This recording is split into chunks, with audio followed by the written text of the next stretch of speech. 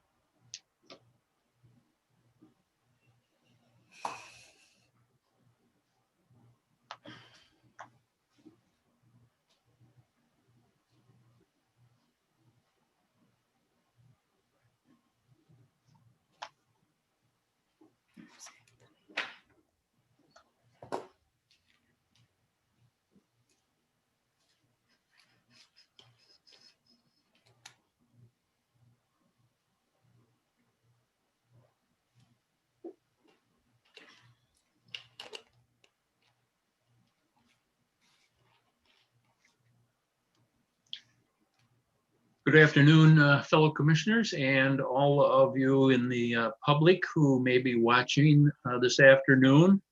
As chair of the commission, I call this meeting of the Michigan Independent Citizens Redistricting Commission to order. This Zoom webinar is being live streamed to YouTube.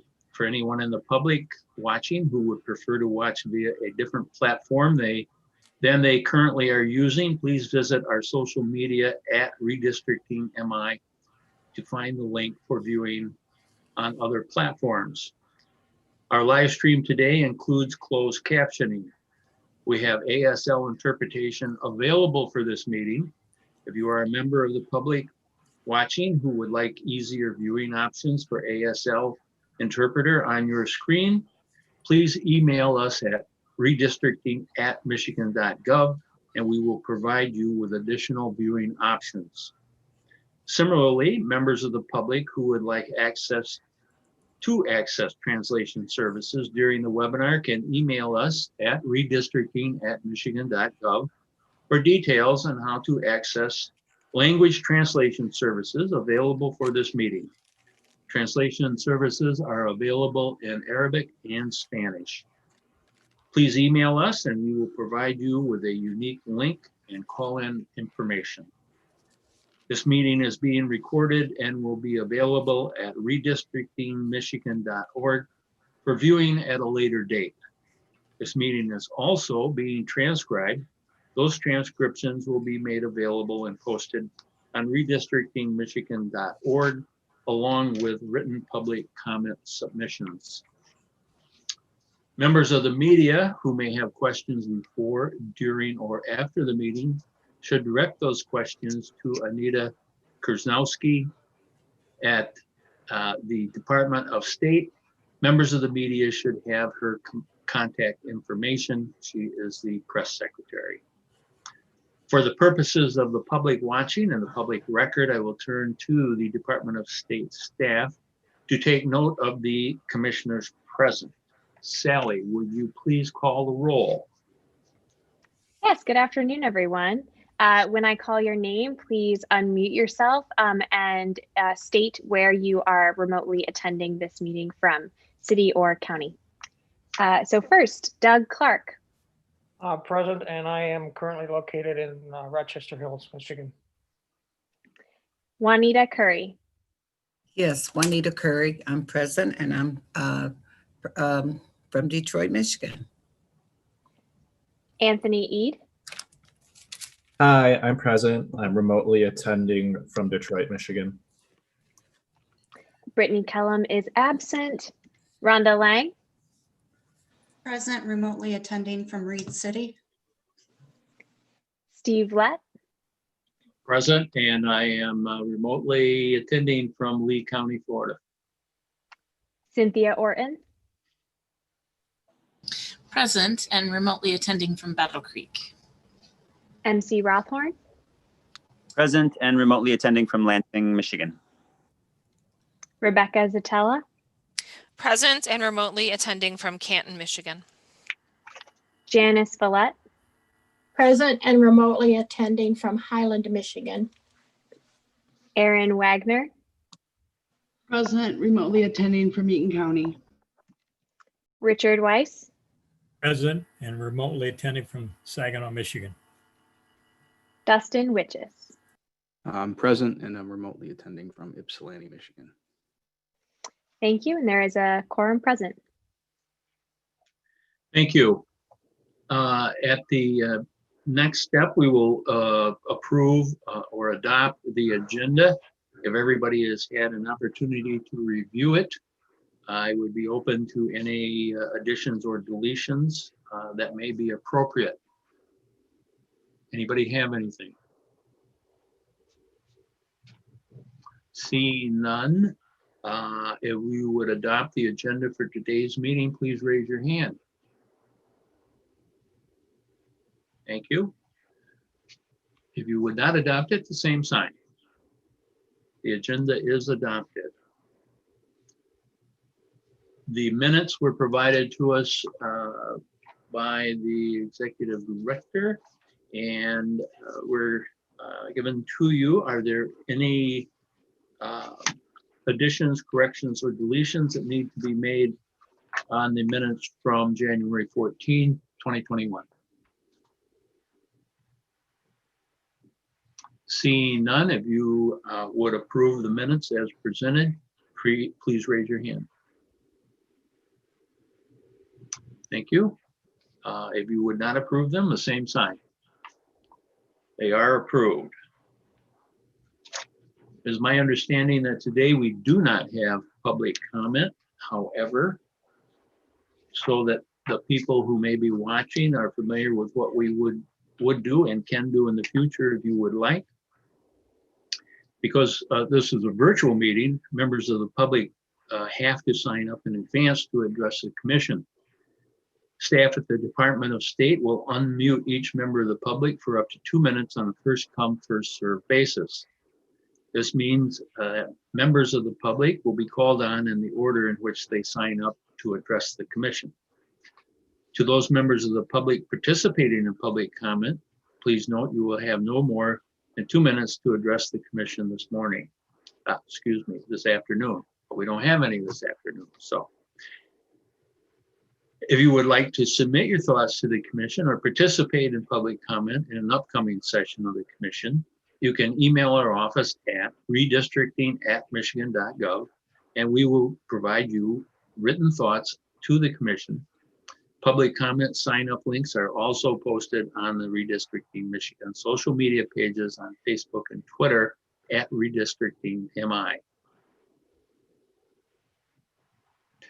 So if in the future you wish to address us personally in the virtual meeting that we have, please sign up as indicated, and we will be more than happy to listen to you. Correspondence, do we have, Sue, do we have any correspondence for this meeting? We have not received any correspondence for this meeting.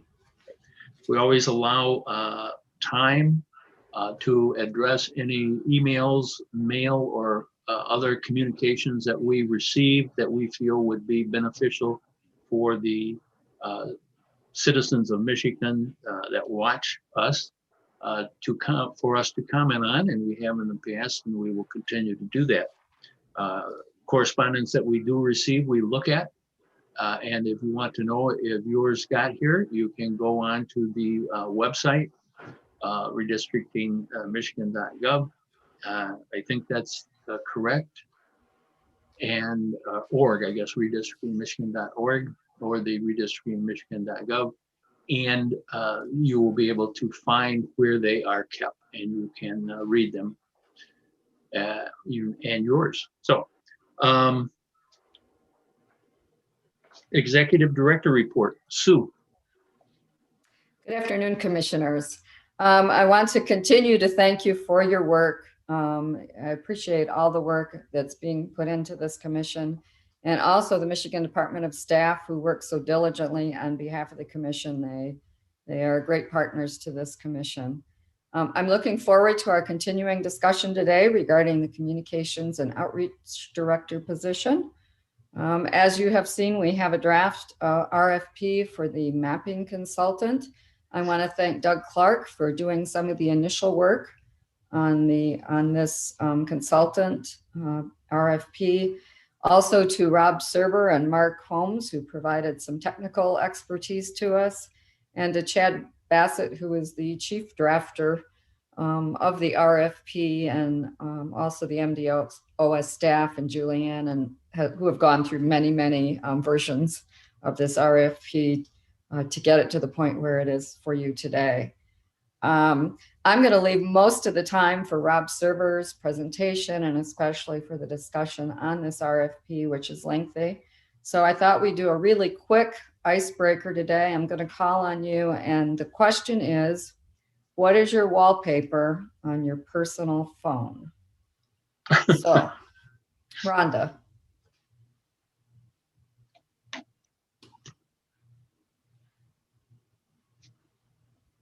Yeah. Can I pass? Sure. Thank you. Sure. Erin. Mine is $100 bills. Oh, okay. Steve. I have a scene of ocean with an iceberg, and that replaced my scene of Spartan Stadium football. Okay, Richard.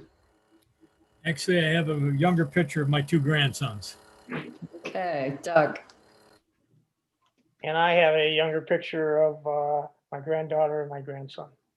Okay, I've got MC. people, I've got to step away for a few minutes. Sue, will you please handle it? Sure.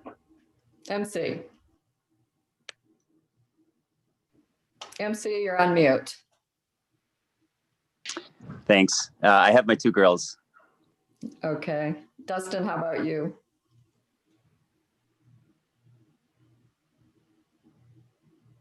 Just the default that comes with the phone. Okay, Rebecca. I was just going to say the same thing. I'm really boring. I just have my default that came with my phone. I've never changed it. Okay, how about you, Janice? Oops, you're on mute.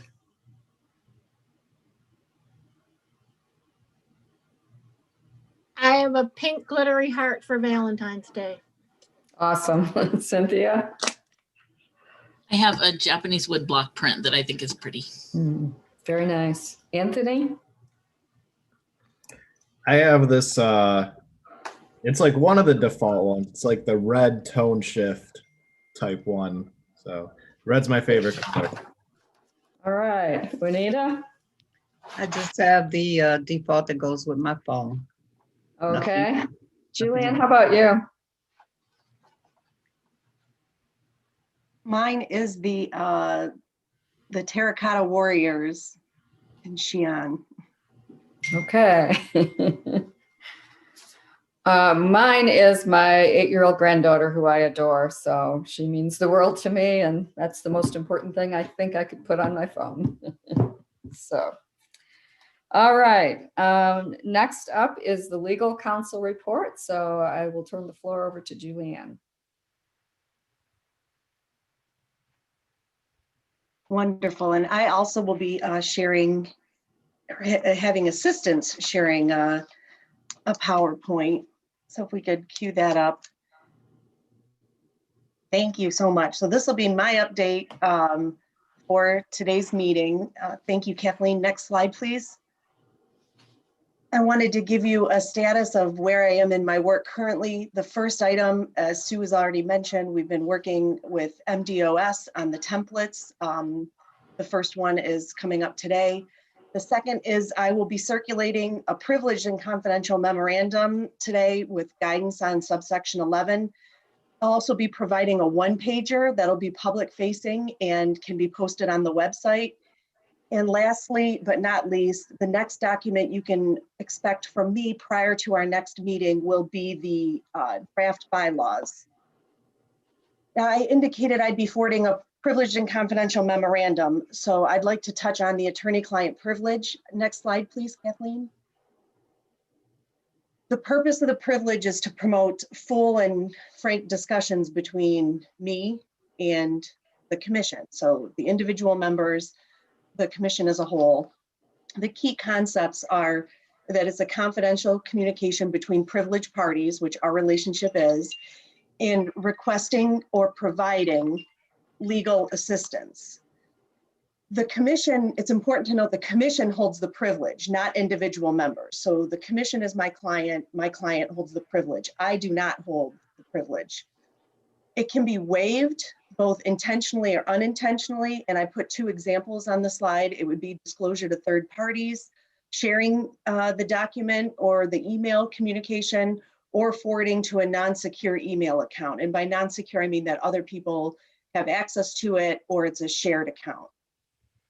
So, okay, I'm sending you this privileged and confidential memorandum. What are your options? Next slide, please, Kathleen. So after individual members review it and decide what your own personal preference is, you can choose not to discuss the confidential document as a body, so as a commission. One-on-one conversations with me are completely appropriate. Those can occur by email, telephone, text, whatever's most convenient to the commissioner, and no formal action would need to be taken by the commission. If there is a desire to discuss the confidential document as a body, as the commission, as a group, the options would be to convene a closed session under the Open Meetings Act or to formally waive the privilege, and then the document becomes a public record. I want to pause here really quickly. The first memo I'm providing is a privileged and confidential document. I want to assure the commission I do not intend to make all of my communications and correspondence with the commission privileged and confidential.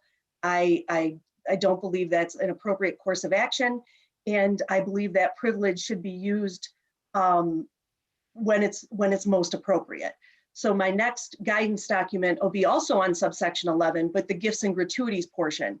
And my framework on that, I anticipate that will not be privileged.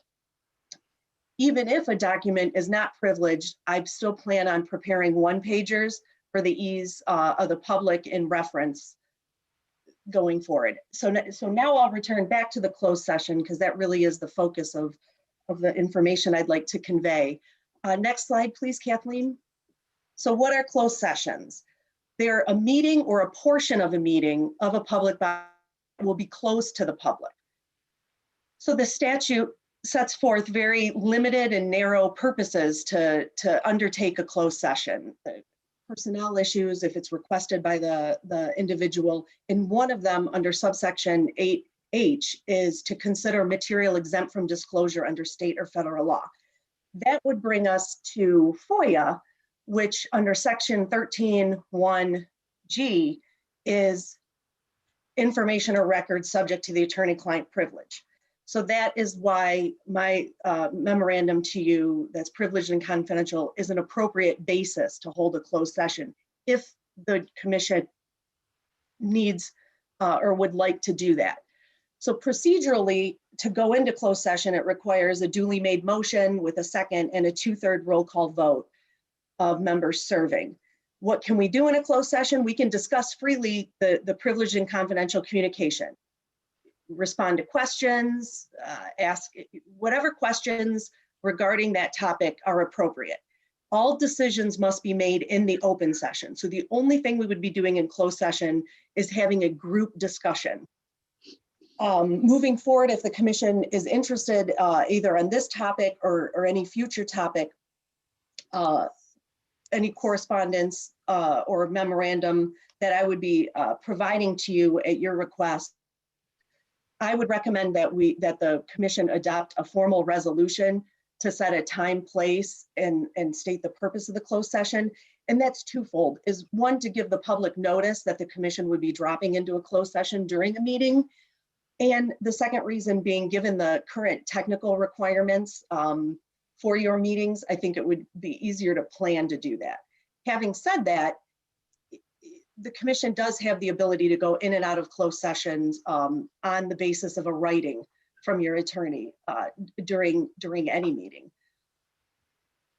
Let's think. I think the next slide, please, Kathleen, is just, if I know it was a very brief synopsis, I'm trying also, like Sue, to be respectful of your time today, given the weight of the agenda and the length of the RFP, but I would welcome any questions or comments or that the commissioners might have.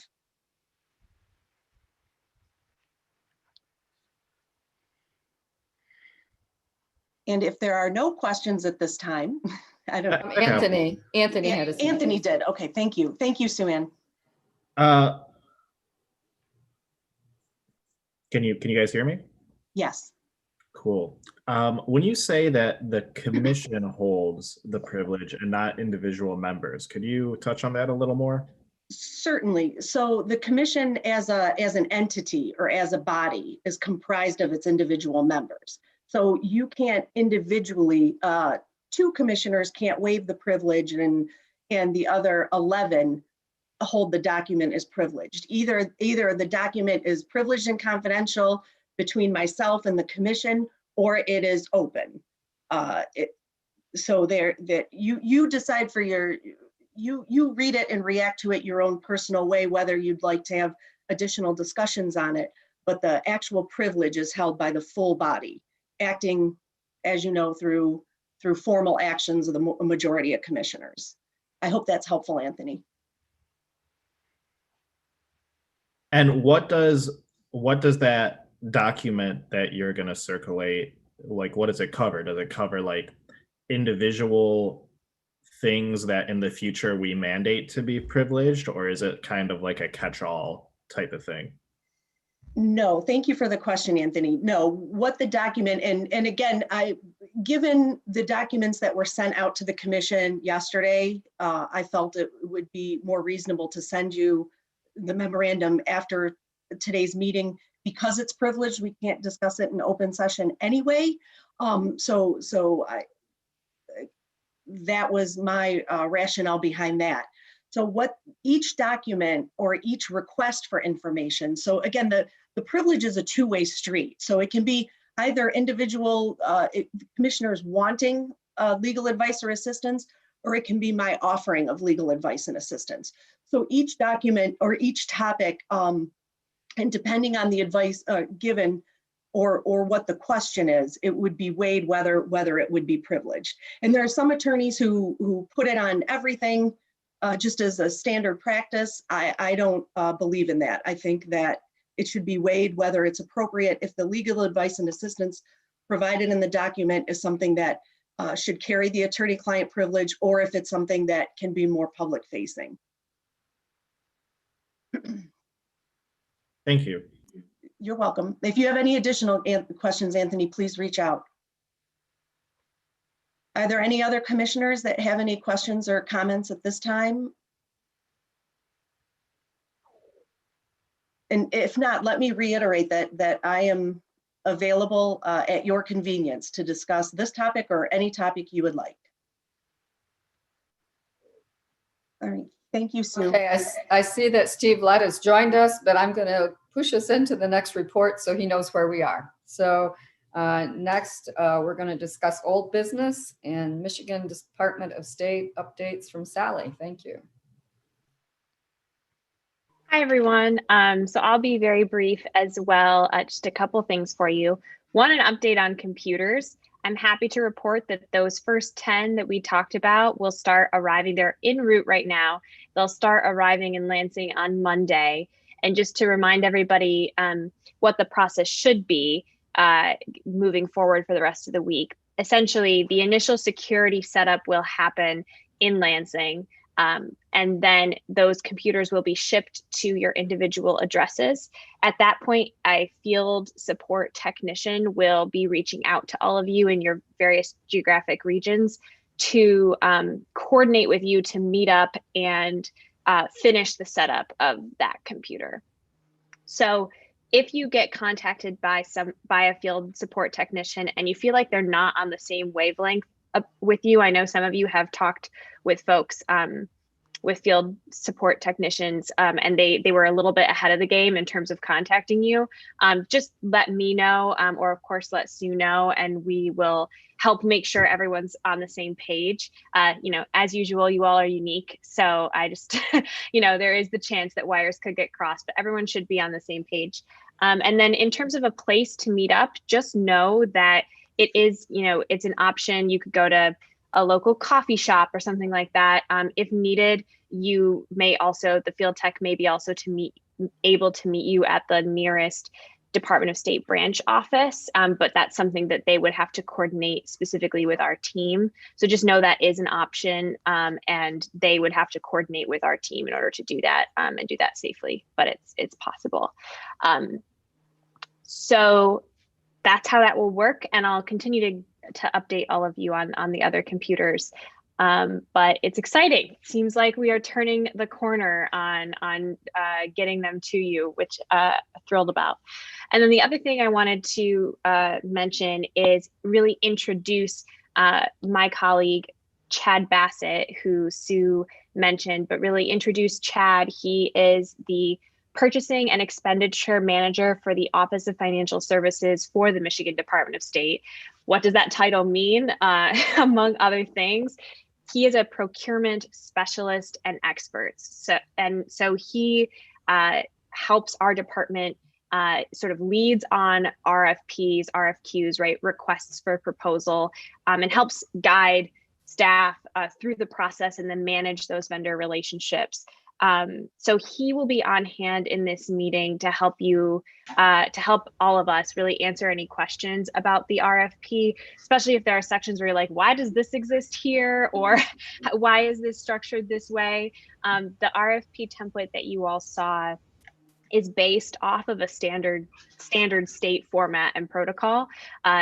If, believe it or not, Chad did try to slim it down as much as he could for this process and for all of you.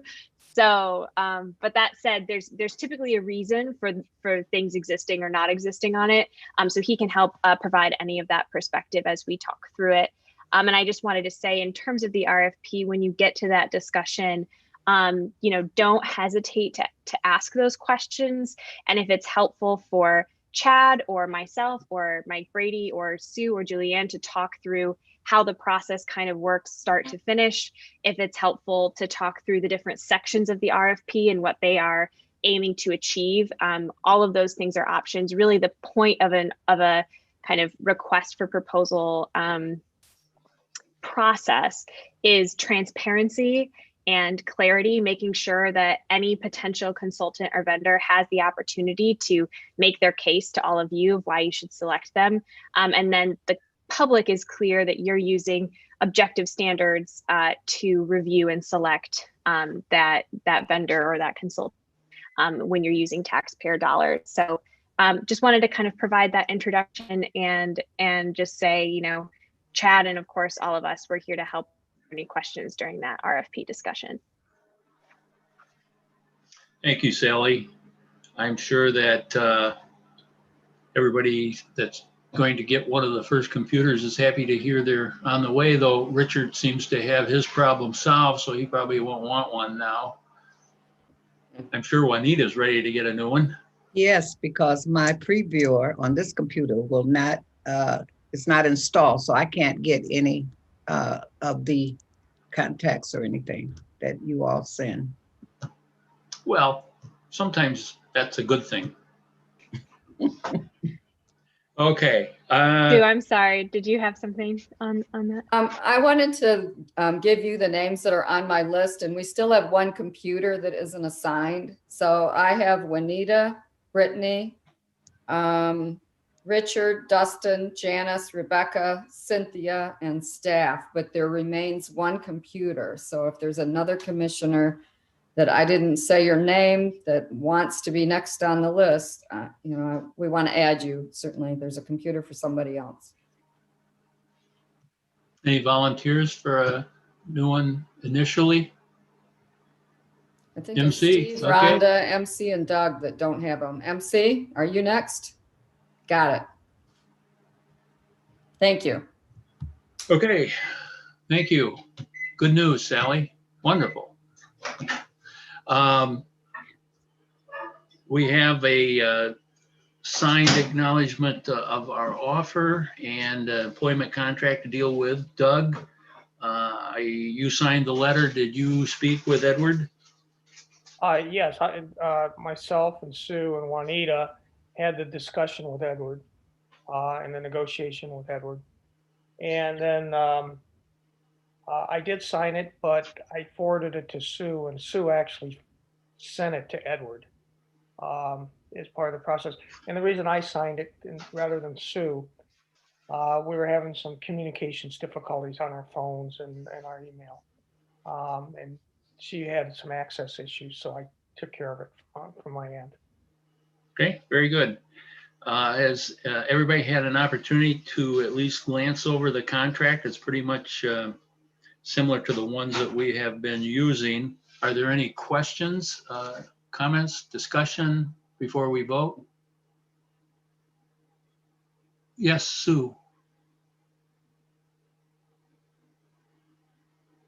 I want to let you know, I think everybody had an opportunity to read it, but 4.4, section 4.4 media releases was changed to say news releases, promotional materials, and commercial advertisements pertaining to the employee's work will be shared with the ICRC prior to submitting to the media or publish. The previous two staff contracts prohibited us from sending out news releases without express, or any of these materials without express ICRC permission, which creates a timing issue. Certainly for the communications person to have to wait for a meeting for another week, if a more immediate response is needed, that really ties his hands. So I wanted to make sure you're aware of how that was changed. And he is more than willing to share with the commission anything he does prior to sending it out, so you have an opportunity to reach out to him. And the other thing he mentioned is he would never use a quote from a commissioner without express permission.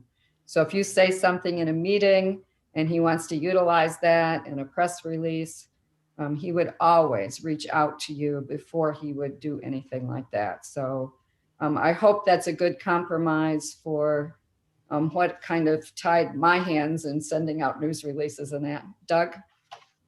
Yeah, I just want to add to that. Sue and I have had a number of discussions regarding this.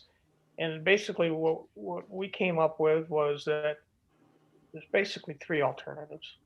One is that anytime a news release or a press release needed to be done, that it comes back to the commission for approval. And like Sue mentioned, that seems kind of an unmanageable situation, particularly from a timing standpoint, because our meetings aren't every day. So that wouldn't be, I don't think, and Sue doesn't think that would be feasible either. Second alternative would be just to let Edward release them on his own. And we didn't think that was an appropriate thing to do because there's no checks and balances. So the third alternative, which Sue just mentioned, was, and we felt that this was probably the better approach, was that once he gets his press release put together, that he sends it out to each of us. And we have let's say a 12-hour period of time or a 24-hour period of time to read through it. And if there's something we don't agree with on it, to communicate back to him. If we're all okay with it, if you don't have to even communicate back to him. And that makes the process more timely by doing it that way, and we can get something out to the press. And it also allows us as commissioners to understand that something's going out to the press and understand what it is, just because we read it up front or have access to it up front. So we don't get blindsided by questions and our answers to those questions are different than what our communications director has submitted out to the press. So I mean, my recommendation is that's the way we proceed, is that third alternative. I don't think that we need to hold up the contract based upon the broad language that's there. However, I think that what you've described comes close to us making a decision, not in a public forum. And I guess I would ask Julianne to give that some consideration so that, and bring back something to clarify how we're going to work this. I agree, he needs to have flexibility in what he's going to do. But we're, I think, coming awfully close to having a meeting without it being open when we do it that way. So we need to come up with a policy that's going to prevent us from getting in trouble. Correct. Mr. There is a Chair? communications policy that will be developed. We're just not there yet, but Sure. Julianne. No use in getting in trouble right away. Give us some time. So I'll take this opportunity to just give a friendly reminder to commissioners when we push out information to not reply all back. Because again, you can have a constructive quorum where there's a round robining, right? So you start just with a conversation between two commissioners, but by the time the end of the conversation is happening, either directly or indirectly, if there's a majority of commissioners weighing in, then there'll be an issue. So I would just remind the commissioners to be sensitive to that issue during their communications. And I would also think that if it goes out to all commissioners and the approval is a non-response, that in fact is also a vote. As a group, yes. If it's individually being sent, then that would not be a problem. So, okay, any other, Doug, anything else on we should be No, aware? I don't have any other comments on this. Okay. Cynthia has her hand up. Anything else? Sue, you had something? Cynthia. I just wanted to clarify with Julianne. So you're saying if we receive something, email from you or Sue Ann or Edward, then it could be sent to everyone. But if we have a response or a question, we just respond to the sender, not to all. That's correct, Cynthia. And I would go a little bit deeper and say any communication that's blasted out to all commissioners at once.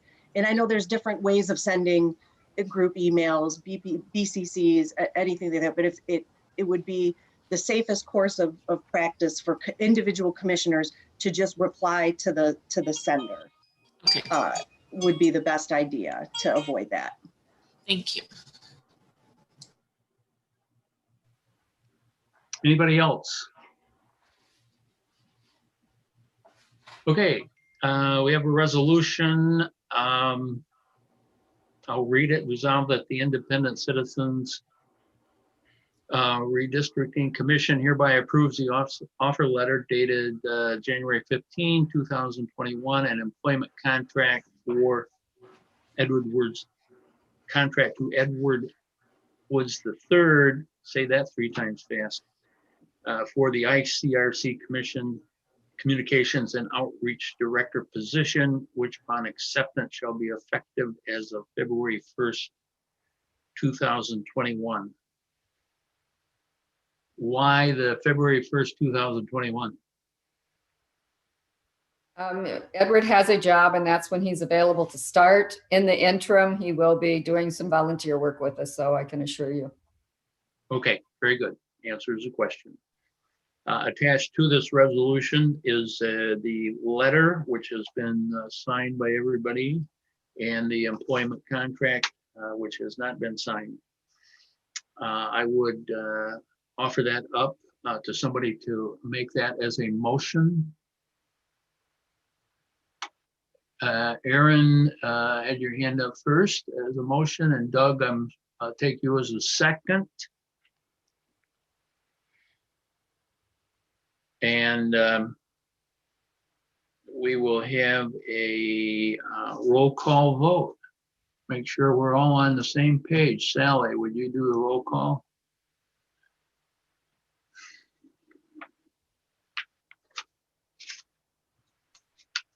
All right. Commissioners, please say yay or yes or no when I call your name. Doug Clark, Yes. Juanita Curry, Yes. Anthony Ede, Yay. Rhonda Lang, Yes. Steve Lett, Yes. Cynthia Orton, Yes. MC Rothorn, Yes. Rebecca Zatella, Yes. Janice Villette, Yes. Aaron Wagner, Yes. Richard Weiss, Yes. Dustin Witches. Yes. Well, if Edward was watching, it was a close vote, Edward, but you have been hired, assuming you signed the contract, and I have that in front of me, and there are no changes that I'm aware of. So I am signing that presently. And I assume I'm going to send it back to Sue. You want just the signature page? You want the whole thing? You may send me just the signature page. We've approved the whole thing and we'll send the whole thing to Edward, but I just need your signature to send it out. Okay, we'll get that out to you when this meeting is over. And I'll also send you the resolution, which I am signing as chair.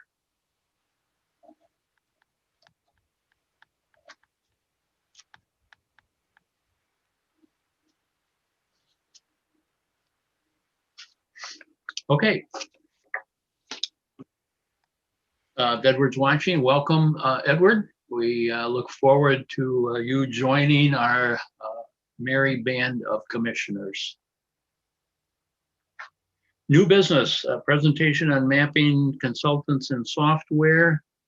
We started at 140, and who this is going to be Rob and Mark, right? Yes. I see Mark. Yep. Good afternoon, everyone. Good afternoon. Good afternoon. Rob's on as well. Can you hear me? Good. We can hear you. Out of curiosity, how long do you anticipate your presentation is going to be? About maybe half hour, 20 minutes or so. Okay.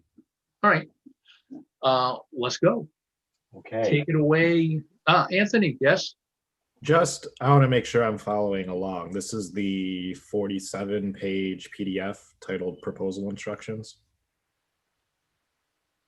No, this is the presentation at 1:45 on the agenda, I believe, if I'm.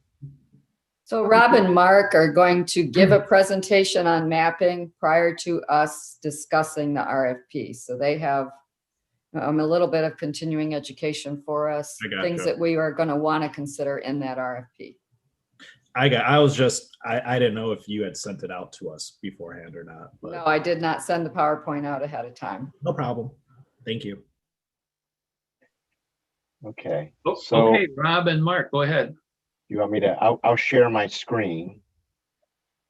Right. And can you all see that sufficiently and hear me? Okay. Okay. Thank you. And just to sort of reintroduce, I was here in early December sharing with you about the data and the kind of the redistricting committee's work on preparing data over the past 25, 30 years and helping you with sort of understanding what's currently available. And thank you for inviting myself, and Mark Holm is also here.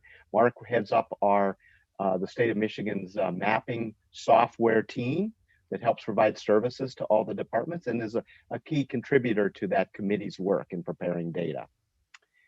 This particular presentation is designed really around the tools in the RFP more as a continuing education.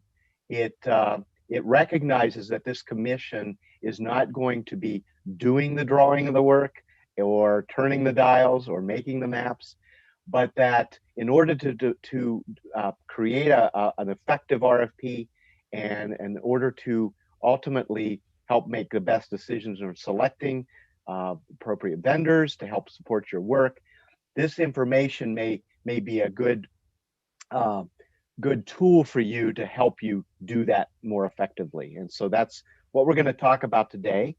And Mark is here. Mark has quite a bit of experience in some of the RFP work and some of the detailed mapping work. So he likely will jump in as a certain discussion and questions come up. I just wanted to give you an overall presentation approach, kind of what I was saying just a minute ago. We want to help you as a commission have perspective on what's important, what's generally best practice, what is out there in the industry. We understand that you come from different backgrounds and want to make sure you're all to a certain level of understanding. And that's the next point here is there's a number of tool terms, acronyms, lingo, and we want to make sure that you are aware of some of that and what it means so that you can be an effective participant in this process. There's also just some general guidance around how some of these products are licensed and some of the costs and how some key considerations as you're thinking through the RFP and what to ensure is in there. There's going to be some key requirements to ensure that the line drawing and the redistricting services are going to meet your needs. And we're going to talk about that a little bit. And then ultimately, some ideas around what you should be looking for in a vendor, some of the more soft skills around some of the vendor capabilities that you may have an opportunity to select from. A little bit about redistricting in general, just as it's changed over the years. Back in 1990, there were a few products out there, what they called a geographic information system. It was you install it on a desktop computer and you could do some limited work, very limited. And at that time it was mostly, there was quite a bit of manual work as well. In 2000, in that cycle, some of the desktop products became more and more common. Most of the states out in the 50 states were using some product out there at that time for doing their redistricting and drawing boundaries. In 2010, you started to see more web-based tools, more interactions with the public than ever before in some of the states, more ways to get more people involved. It was less of a specialty where you had to hire some very very experienced person just to turn it on.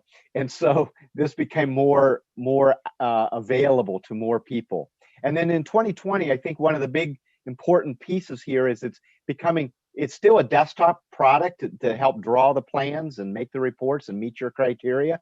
But more and more, it's becoming what they call a SaaS or a software as a service solution. And basically what that means is you may have vendors replying to your RFP that is talking about not installing anything as a possibility, but it's all internet-based. Everything is run from a server somewhere else, and all the sharing and dissemination is happening completely via the internet. So that's an example of how that's changed over the years in how some of the RFPs have changed. Why is it important to kind of know the common features? Well, one of the items that you're going to have to sort of continue to work through is that while you're not doing the mapping directly, you're going to be interacting with a vendor with capabilities, and they likely are going to be using terms, talking about different things they're doing, and you want to be as engaged as you need to be throughout the process.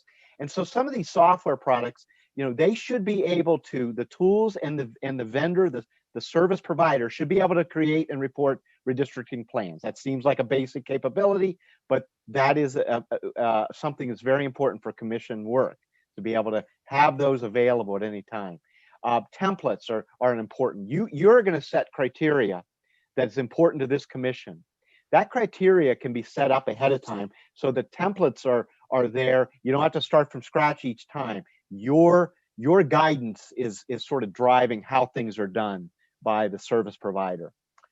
You have to be able to add additional data throughout the process. You have to have that capability, because you as a commission may want to add something that's really important. Maybe it's a part of your discussion that comes up, and we need to add this or we need to add that. So in these capabilities, you have demographic information, you have census data, you have historical voting statistics. I talked about that last time in my presentation, and a number of the mapping related boundaries and lines that need to be able to build your plans. These are big words: disaggregation, aggregation. Basically what that means is that the capabilities, when you have data, you want to make sure it's apples to apples across all the districts. And sometimes the data comes in and it's not summarized quite right for the areas that you're looking at. So you have to be able to do some work on the data to make sure it's fairly distributed across all of the mapping related tools and geography. You also need to be able to use statistics to balance, make sure your populations are balanced. These are common capabilities that a vendor should be able to provide for you. Other features, you know, a term that's been thrown out in the redistricting process: community of interest. And really what that is if there's areas of the state that really are like communities that have very similar interests, well, you may have data that you want to ensure that you're drawing boundaries around those community of interest and not splitting them for representation in the redistricting process.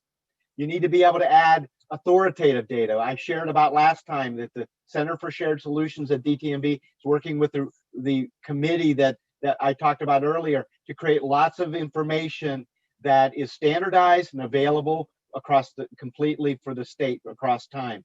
Well, you need to be able to add those if the commission so chooses. You need to export maps. You're going to be wanting to communicate maybe publicly, or you may want to communicate amongst yourselves or between the vendor or service provider. And if you have a map that represents something that's very important, communicate, or something that you're wanting to express, you want that map to be easy to export and share. You also want to be able to merge plans throughout the process. You might be working on different parts of the state. Let's say the Upper Peninsula, or let's say the commission is looking at plans by region of the state. But at some point you want to bring them together. The tools need to be able to do that easily, so you can see how the pieces of the puzzle fit together. And then again, they needs to be able to provide feedback ongoing through tables, statistics. Again, the tables and statistics really should reflect this commission's areas of interest, whether it be fairness around voting, or communities of interest, or population considerations, or racial considerations. As a part of your process, you're going to want to be immediately, well, what did that do to some of the factors that are important to us as a commission? And the tools need to be able to do that. And also need to be able to compare plans. If you're getting input from, let's say, the public or some other communities that you're working with, stakeholder groups, you're going to want to be able to compare plans. How are they different? What's this plan emphasizing versus that plan? Again, these are ways, while you're not doing the actual work, you're able to participate very, very effectively with the process. I just showed some examples because the important part of the line drawing and the mapping is to become really comfortable with maps. As I said last time, this is really about building maps. And if you think about Legos or other types of where you're piecing together puzzle pieces, if you've ever put together puzzles, you know the importance of getting it right and making sure the complete picture. Well, if you think of puzzles, the pieces that you're going to be sort of participating with are these building blocks of geography. And I just wanted to show you some examples just so you become familiar with these as you think about your role. Congressional districts.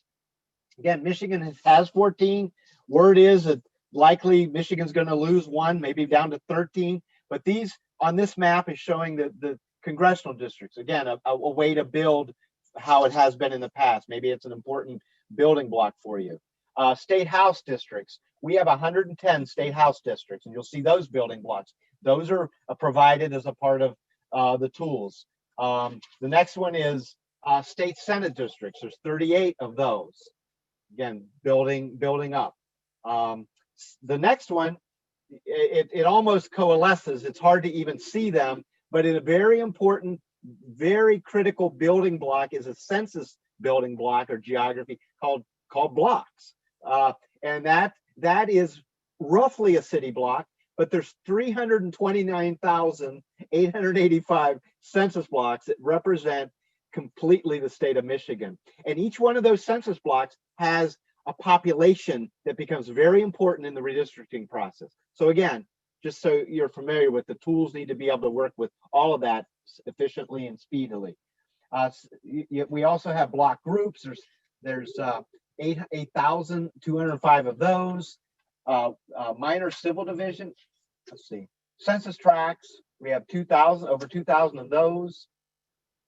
Minor civil divisions, which is cities and township building blocks for making districts. There's 1,516 of those. And if you think about those made up of cities, which is 276 cities, and 1,240 townships. So that represents those building blocks. Counties, there's 83 of those. And then voting precincts, and that changes over time, but these are essentially your election precincts from each jurisdiction. In 2020, there's approximately 4,754 of those. In 2016, there was 4,800. So those change a little bit over time, depending on what the local communities are doing. But again, it gives you a perspective of the data and information that you have at your fingertips. Okay.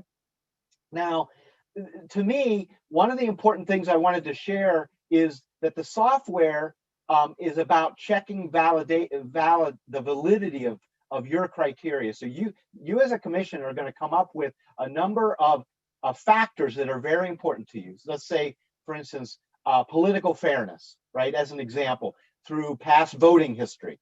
So you might want to be able to really set that criteria as a starting point, and the tools need to be able to work with that and ensure that when it reports back, you can see in a dashboard or some form of statistics, how is that meeting your criteria? So, but in some of these checks, you don't want anybody left out. So these tools should be able to look at unassigned areas. You want no gaps in the state of Michigan where they're not represented by a district. You also want to make sure that everything's contiguous, meaning that you don't have breaks where there's a district here and then another district is out here and they're separated. They need to be together as a basic measure. We also look at compactness. Compactness is about how tight or compact the district is, and that's a measure of fairness as well over time to ensure communities of interest and areas are staying together. Also finding areas that are assigned to more than one territory. You should be making sure, validating that there's no areas with overlap. You don't want more than one district representing an area. So these tools need to find those and ensure that's not happening. Deviation, you set targets. Population calculations, deviations. If you don't want it below a certain threshold. In the past, State House and Senate district had a certain threshold of population and you didn't want it going below, and the software should ding and identify, hey, we have a problem here. It's not meeting our certain criteria threshold. And ultimately, you need to continue to link geography and data so you can work at it with it together. Okay. The next one is just some examples. Again, becoming familiar with maps. You're going to see a lot of maps through your process, and the tools need to be able to create plans and districts that are easy to read, that are legible, that are understandable, that the committee or the commission can work with. The tools can create districts on the fly. With some of the new capability, you could be sitting in a room and say, well, if you grab this district and add this, what happens to the districts? And literally, you should be able to do that type of work as a commission on the fly if you so choose to. Okay, and then you can also look at the reports and statistics. They can be updating while you as a commission are looking at the maps and maybe making some adjustments to that map. The charts and graphs and the map is changing as somebody is literally following your direction as a commission. Okay, so they need to be able to continue to give analysis, quick reports, export them, print them, make them available to you, take home, look at them in a packet that you might review offline. Things such as that are very, very critical to ensuring everybody's participating and effectively, working through this process. Here's an example where as a plan, as a software is, you're selecting a district, you're looking at, show us this district and what's the population, what's the racial characteristics from the Census Bureau, what's some of the voting patterns. That particular product should be able to do that, and you should be able to see that on the screen legibly on your computer or projected in a commission room. Okay, so again, that's just some examples of what they can look like and how you can interact. The reports, population summary reports, demographic, election history reports, community of interest reports, other kinds of factors and reports should be able to be printed or displayed on your screens. And then again, other validations for fairness like compactness, deviations, population deviations or racial deviations, those can be made available to you, so you as a commission can continue to check what the plan is saying to what's important to us as a commission in our scenarios. Now, the software itself it's important to note, and I kind of mentioned it earlier, there's quite a few features that have changed over time, and one of the big features is this online software as a service. It allows you to really just connect via the internet securely with login, password, those sorts of things. But then you can really do all the work, and you don't have to worry about installing or if something's, not a server isn't working. That's been a real effective across the nation. A number of areas have been using software as a service. That doesn't mean you have to do that. You can get software installed and you can do that approach as well. But you may see that as a capability in an RFP and something to be considering. Sharing plans, critical. You may be working on plans and you need to bring them up, share them with the commission, share them with other stakeholders, whatever your desire, but you need to be able to do it easily. You don't have to mail them or, wait for 2 days. You should be able to see them and share them easily. Getting public review and input. Again, being able to publish something, having a way that there's a way to get input from public and have a common centralized way to receive that, and then maybe distribute that to commission members or use it as a part of an agenda or go over a particular question and answer period. Those sorts of things the tool should be able to provide for you and make it easy. Also, marking up tools. Sometimes you don't want to have to actually go into the software and you don't want other people changing something, but maybe like, similar to a magic marker on a screen that's over, you can sort of draw on it and say, I want to look at this here. This is something I'd like to talk about in the next commission meeting. Well, they should be able to allow you to put comments similar to some of the Word documents and some of the other office productivity tools that you may be already familiar with.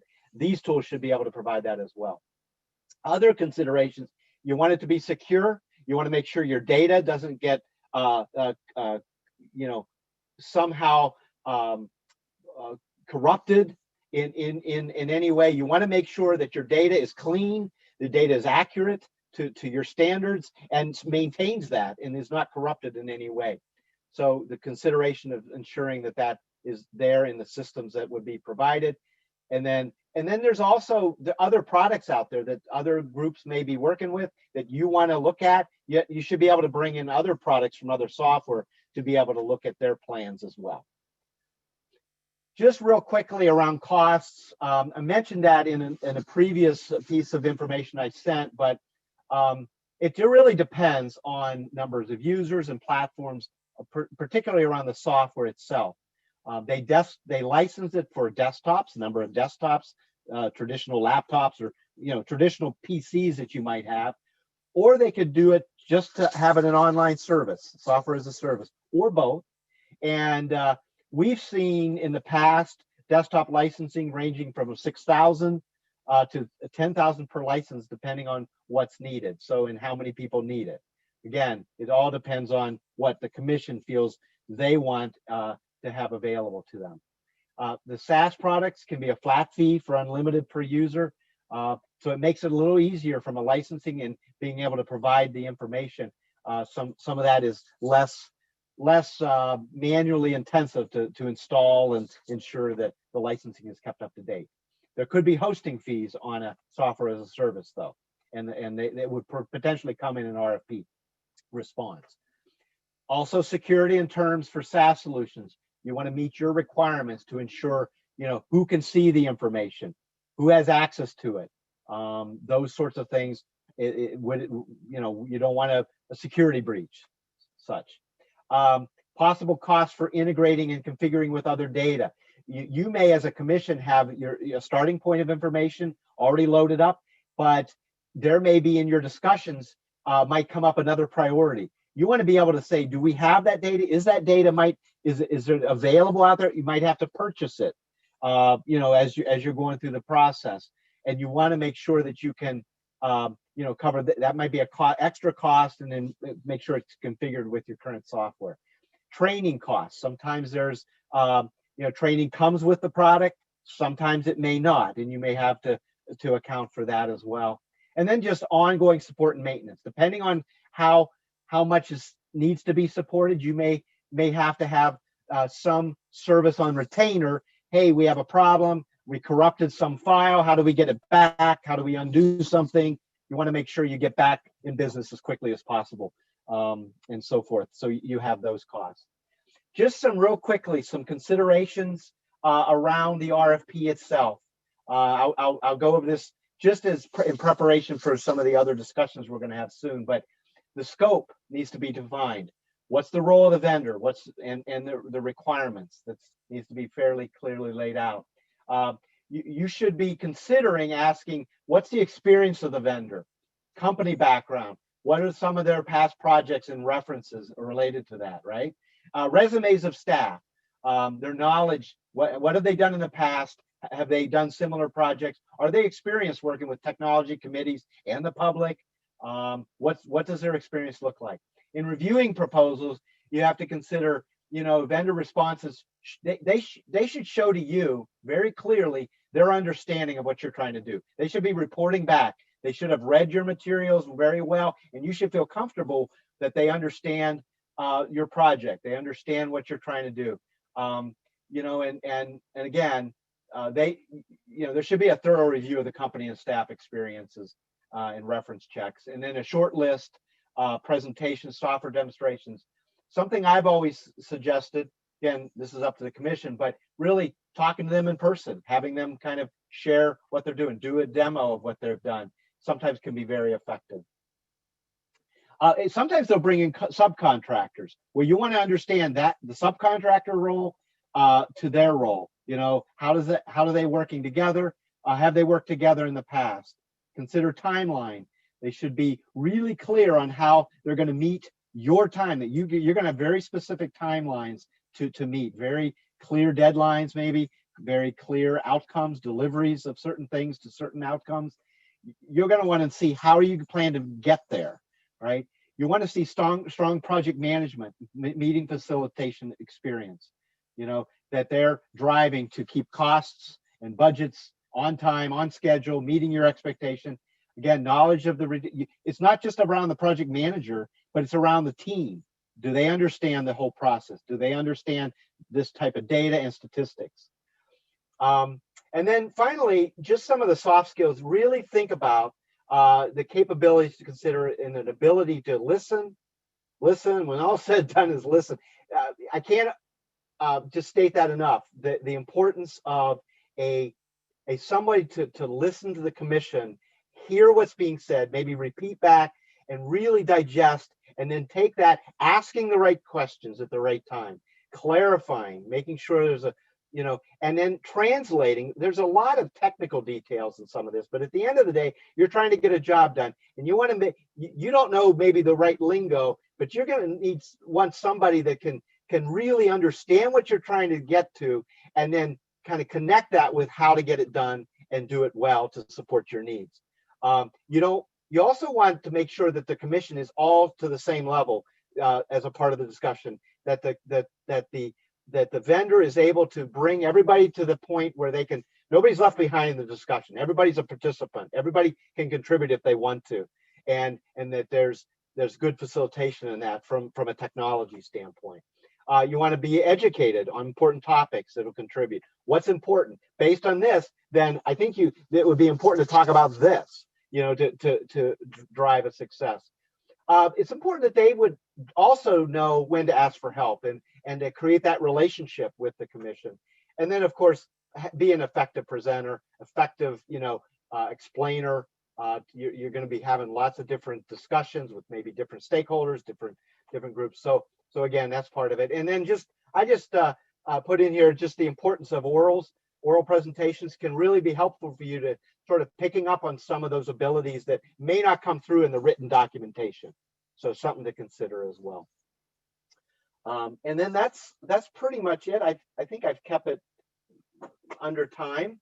And I open up to questions. Mark Holmes is here as well. Certainly can jump in. And Mark, if I missed anything, be happy to sort of jump in as well. I think I got everything outlined there. So any questions the group might have right now, we can open that up. Doug, go ahead. Yeah, I mean, I thought this was great. This is really great information. There's one item, and I know this is focused toward the RFP and the RFP process.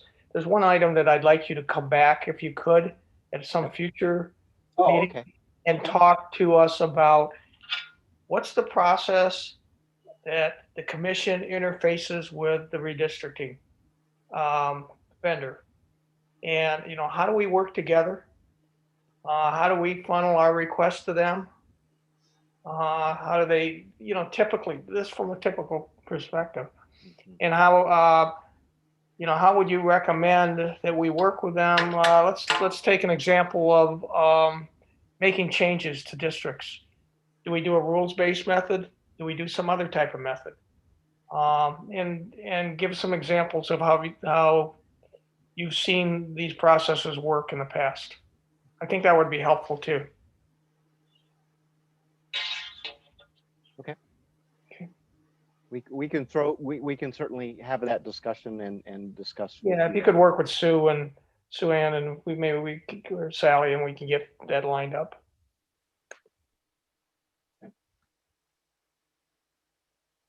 Other questions? Well, I don't really have a question, but I really appreciate the information that you gave us. It really helped clear up some thoughts in my head. And I agree with Doug. That would be really great for a future conversation, his idea.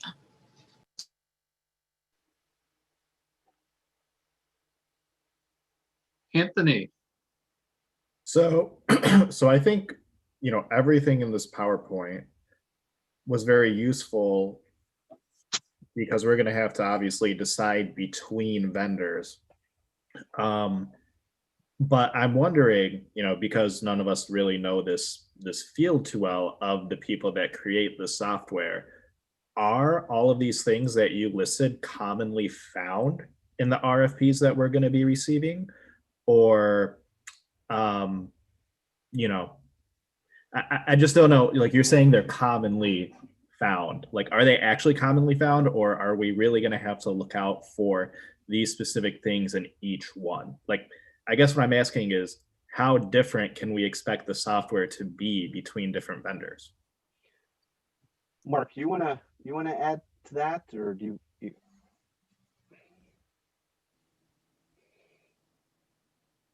Sure.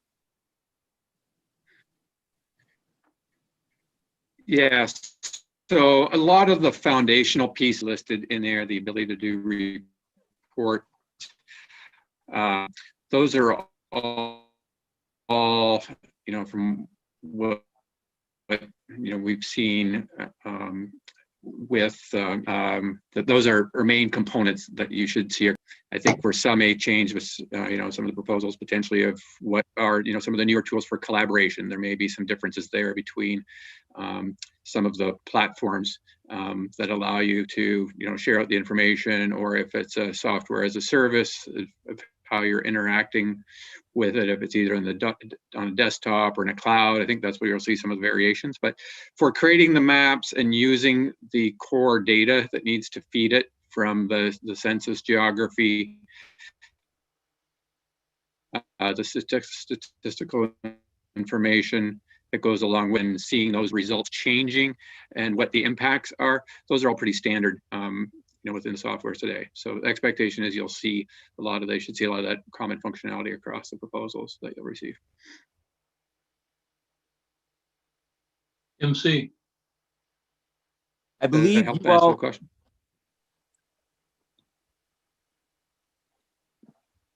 I may be losing you, so I'm not sure if I'm breaking up or, so I'll try to say it. The Center for Shared Solutions, that's where you, like Rob and Mark, that's where you're coming from. Is that true? Do I have that correctly? Yes. Yep. So we're a group within TTMB, and we're I'm the GIS manager within Center for Shared Solutions. So our team updates, for example, all of the county maps, municipal city maps as annexations come in. So we have that statewide data that we're maintaining, and we can provide that would be core data that you'd want to have included in your system. Excellent. So I think my question is, if you could, and can you hear me? I apologize. I had to turn off my video. Yeah, we can hear you. Go ahead. Okay. So the relationship between our we're putting out a request for proposals. We'll receive proposals. And I think Mark and Rob, what I'm asking is the relationship that the state, right, the Center for Shared Solutions, where you're doing all this data, right, will our vendor, the people that were, right, the proposals, will they be working with you all? Is it our staff? Is it the commission? There's a part of me that wants to try to conceptualize, there's pieces that we'll be using from you all, I think. And could you, either of you talk to that, how that relates to our RFP, or what maybe it's already in there. It's just, a little more understanding. Well, I'll go back to, it's really up to the commission, first and foremost, of how you want the groups to work together. But in the past, when I presented previously, I kind of explained it as we were the service provider to help facilitate the creation of all these data sets, basically. And then we made it available simply to be able to plug into some products that would work with it. And then we were hands off in terms of the actual drawing and all of that. So in essence, we could, let's say, and I'll put a scenario out because it's totally your decision, but you could say, okay, have a meet and greet and explain how to use the data. We could give a tutorial. We could say, here's how you get it in, and maybe with the vendor say, is it working good? Good. You know what I mean? And we could do it in that way. And that's sort of how we've done it in the past, to ensure that all the data is ready, that all the data is clean, and it works with the software. Thank you. I've neglected to add, because we are working with a limited budget, what I'm imagining is if there's public data that we can use that we know is good and, let's say, unbiased, right? To not request our proposals to duplicate that data, so to speak, or that we wouldn't pay for something that we could actually, I want to use our budget well. And so that's why I think that's the crux of what I'm asking. So, and I think, because so let's say you're in a different state, and whatever that state would be. Some states may not have the complete data that we may have already. And so a vendor may be bidding on something like another state, thinking that they have to provide that too. So it might be important, again, totally the commission's decision, to say, we already have this. So everything but this, something to that effect might clarify and help get a more targeted response. Yeah. MC, on that point, I just wanted to jump in really quickly and mention that that's actually addressed in the RFP, and I can talk a little bit more about that. But under the database section of the RFP, it specifically talks about using the data from the Center for Shared Solutions and the U.S. Census and a couple of other sources.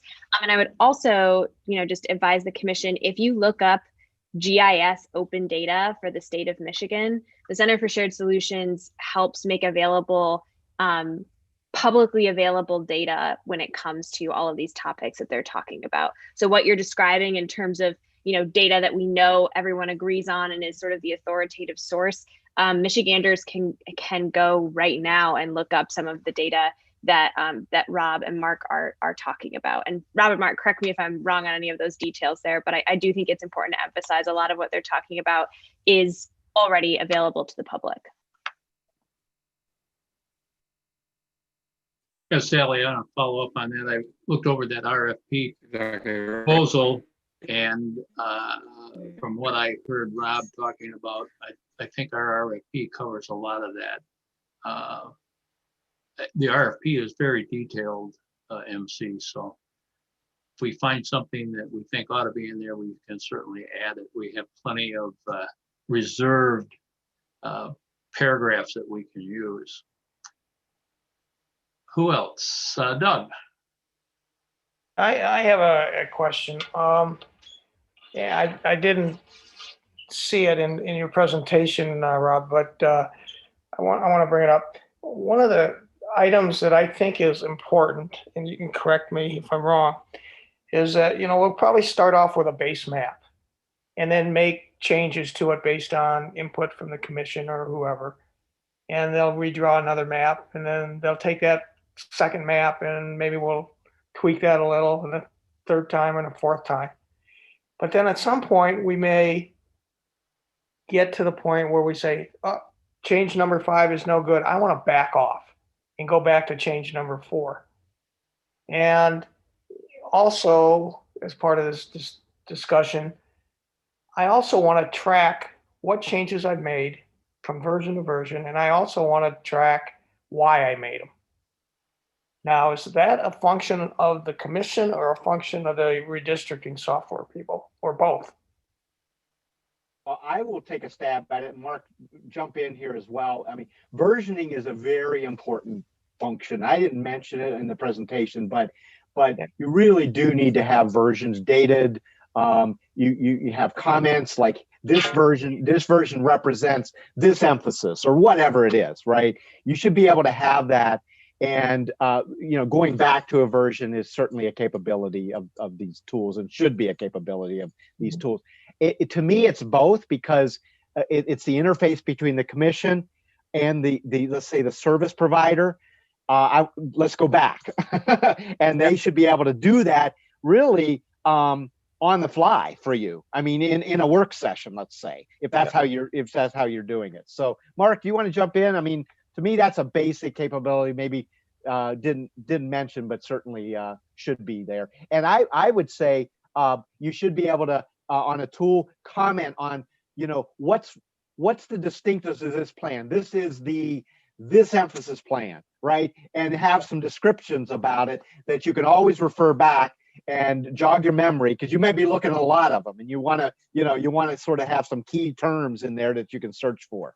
Well, it may also become important at the end when people question why we redistricted this way. So then we have the documentation on all the changes that we made, so that we can justify, from a legal standpoint or from just however we did it, we can justify that to the public.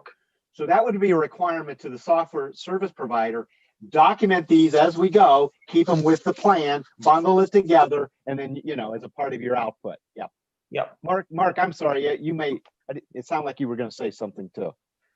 You hear me? I know my internet connection is a little unstable here, but yes, I agree with that would be capabilities within the software. And then these are some of the good example of some of the questions as you get to maybe short list presentations or demonstrations that it'd be good to walk through with the vendors as well. And ask each of them, as they do their demonstrations or presentations to the commission.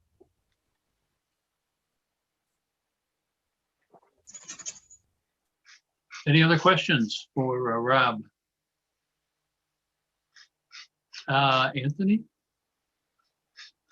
Do you guys know of any sort of, I don't know, like a agency or is there any entity that governs this whole industry of map drawing software as a whole?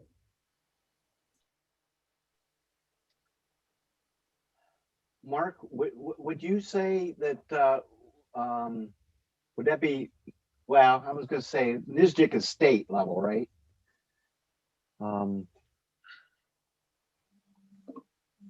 Well, yeah, I mean, I'm not sure. Is there a state one? Is there a federal one?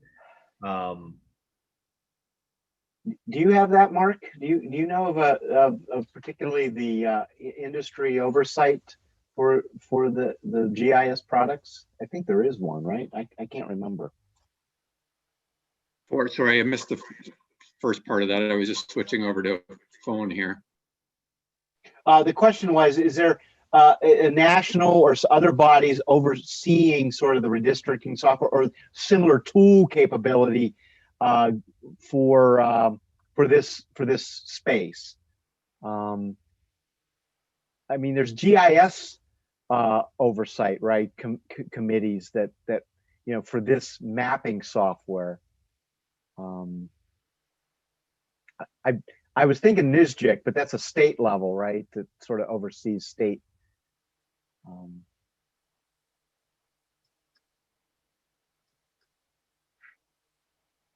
And it could be that there's not any sort of like internal industry governing agency, but I would think that there might be. Mark, okay, sorry, I looks like I'm unmuted now. I was switching over to my cell phone, but the system just unmuted me. It told me. So yes, to my knowledge, not a there's no standards body that I know of on a national basis. That is setting up some of the standards. I think just from the program overall, there are different. I like federal. I'm trying to think of some of the acronyms that I think do some of the maybe oversight or just from an organization standpoint. There's the national, I don't know if it's NLCS, I think was maybe an acronym. So I know they've done webinars and presentations around some of this information as well and what to be looking for. So there is an organization at the national level that they have a website and webinars around this. That's probably the closest thing I'm saying. National Conference of State Legislature or Council of State Legislatures, I believe. Yeah. So that would be a good resource in terms of information there. Could you repeat that one more time? What the acronym stands for? National Council of State Legislatures, NCSL, I believe. Okay, Dustin, you put up a comment. I think I would like to have you present that to our presenters here. Yep. Kind of along the lines, are they, how tied in are these vendors to a specific party? Right. Yeah, that was one question that I had. I'm wondering if we're using vendors to help draw these maps for us, because I was always under the impression that we were going to be doing that. Do we need to take the political affiliation of these vendors into consideration while they are drawing these maps? Well, I'm not sure I'm qualified to answer that question, because that's sort of, I think, a commission decision. I think there are service providers out there, I believe, that have done support for certain sides of the aisle. I mean, that's general knowledge. I think there's others who maybe aren't. So, but I guess to me, that would be a commission discussion on whether that's a criteria of importance or not. Mark, do you have any other knowledge about? No, I would agree. I don't think we can answer that question. It's more of a commission question or something to talk through. Sally. Commissioners, if I could just hop in here on this question. We'll get to this when you fully discuss the RFP, but there are provisions in the RFP right now that really talk about disclosure of that kind of information. So, depending on what consultants, what individuals do offer a bid for this service, you would have that information about, potential politically related conflicts of interest that individual might have. So I just wanted to mention that. Okay. I appreciate it. It was something I put in the chat, and then I decided it should probably be better to bring it up to everybody so everyone can hear. So I think we could be safe in assuming that whoever is out there providing this service has worked for one side or the other, or both sides, since those are the people that are going to want this service, number one. And number two, they're the ones that with the money that are going to pay them. So I don't think you're going to find a neutral. Okay. Any other questions before we move on? I'll just add, that's kind of, that's our job to make sure whatever we're getting remains neutral. Because, we can edit, we can decide how we want to use our software that we're getting, however we want as a commission. So, we could always adjust the parameters, adjust the different things that, different metrics that were in the presentation that we just received to make sure that everything's going how we as a body decide we want it to. Well, and we always have the option to change vendors if we feel that they are absolutely skewing this in a way that's not going to be unbiased and fair.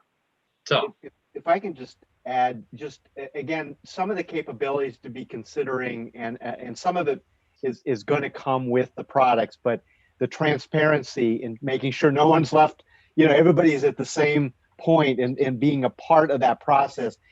Tools need to allow that to happen so that there's no mystery to what you're trying to do. I think it's very important that it's transparent. You can share it, your criteria. You should be able to, with some of these tools, show me that again, right? Let me see the statistics on that, because that's not maybe what we agreed to, or whatever the case. You really should be able to have that sort of ongoing transparency between what you're seeing and what you're comfortable with. So again, similar to what I just shared, but to sort of piggyback on the other comment. anybody else? Okay. Mark, I'm assuming that you have something for us today. Am I correct? No, I was just supporting Rob in that presentation. You're just carrying the bag. Yep. Okay. If there are any questions on the data or anything that we produce in DTMB support, so those were some of the questions that came up there. But, yep, just helping Rob and any questions around the GIS portion of it. Okay, well, if nobody has any questions, number one, I want to thank Rob and Mark for being here with us and again providing us with some excellent information considering that we come in knowing nothing, and sooner or later, maybe we'll catch on. Having said that, it's 2:32. We're going to take a break. Cynthia? Will we be able to have a copy of that PowerPoint? I'm sure we will. Sally or Sue? Sue, can you get us a copy sent out? Absolutely, I will send out a copy, and also Rob and Mark have agreed to stick around while we discuss the RFP so they can help answer any questions that might come up as we go through that. Okay, that'll be next on the agenda. We'll take, say, 10 minutes, 2:43, be back here. We do have their previous two presentations. They were sent out to us, so if anyone wants to reference those, we have those as well. Right. Okay, see you all back.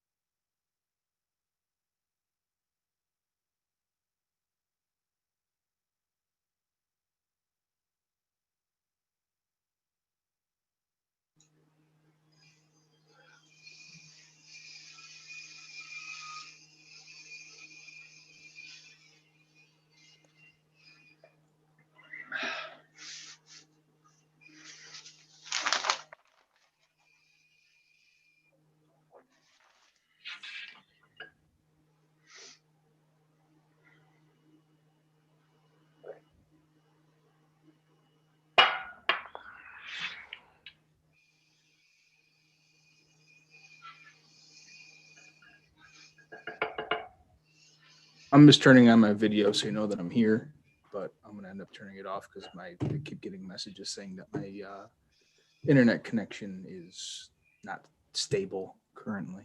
So No, you're there and you have a nice ceiling. thanks.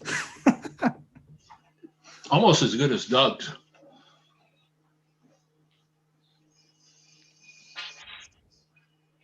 Yeah, I have beams going across my family room.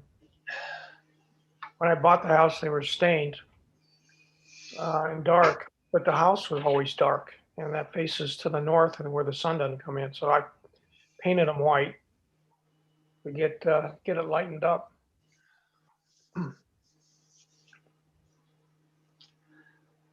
I've had to do that in every house I've been in. It seems like I get smart enough to know that my wife's going to make me paint dark white, so I ought to buy a white one to start with, huh? I have all my big windows, like the sliding glass doors, facing to the north, so I don't get a lot of the sun coming in from the south side. And I don't think of those things when I buy the house, you know?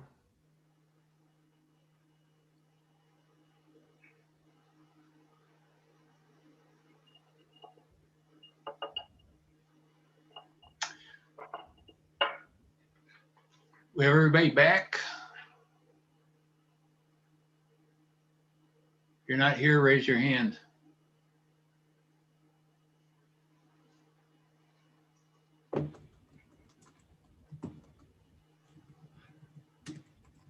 Would look like we do. And our next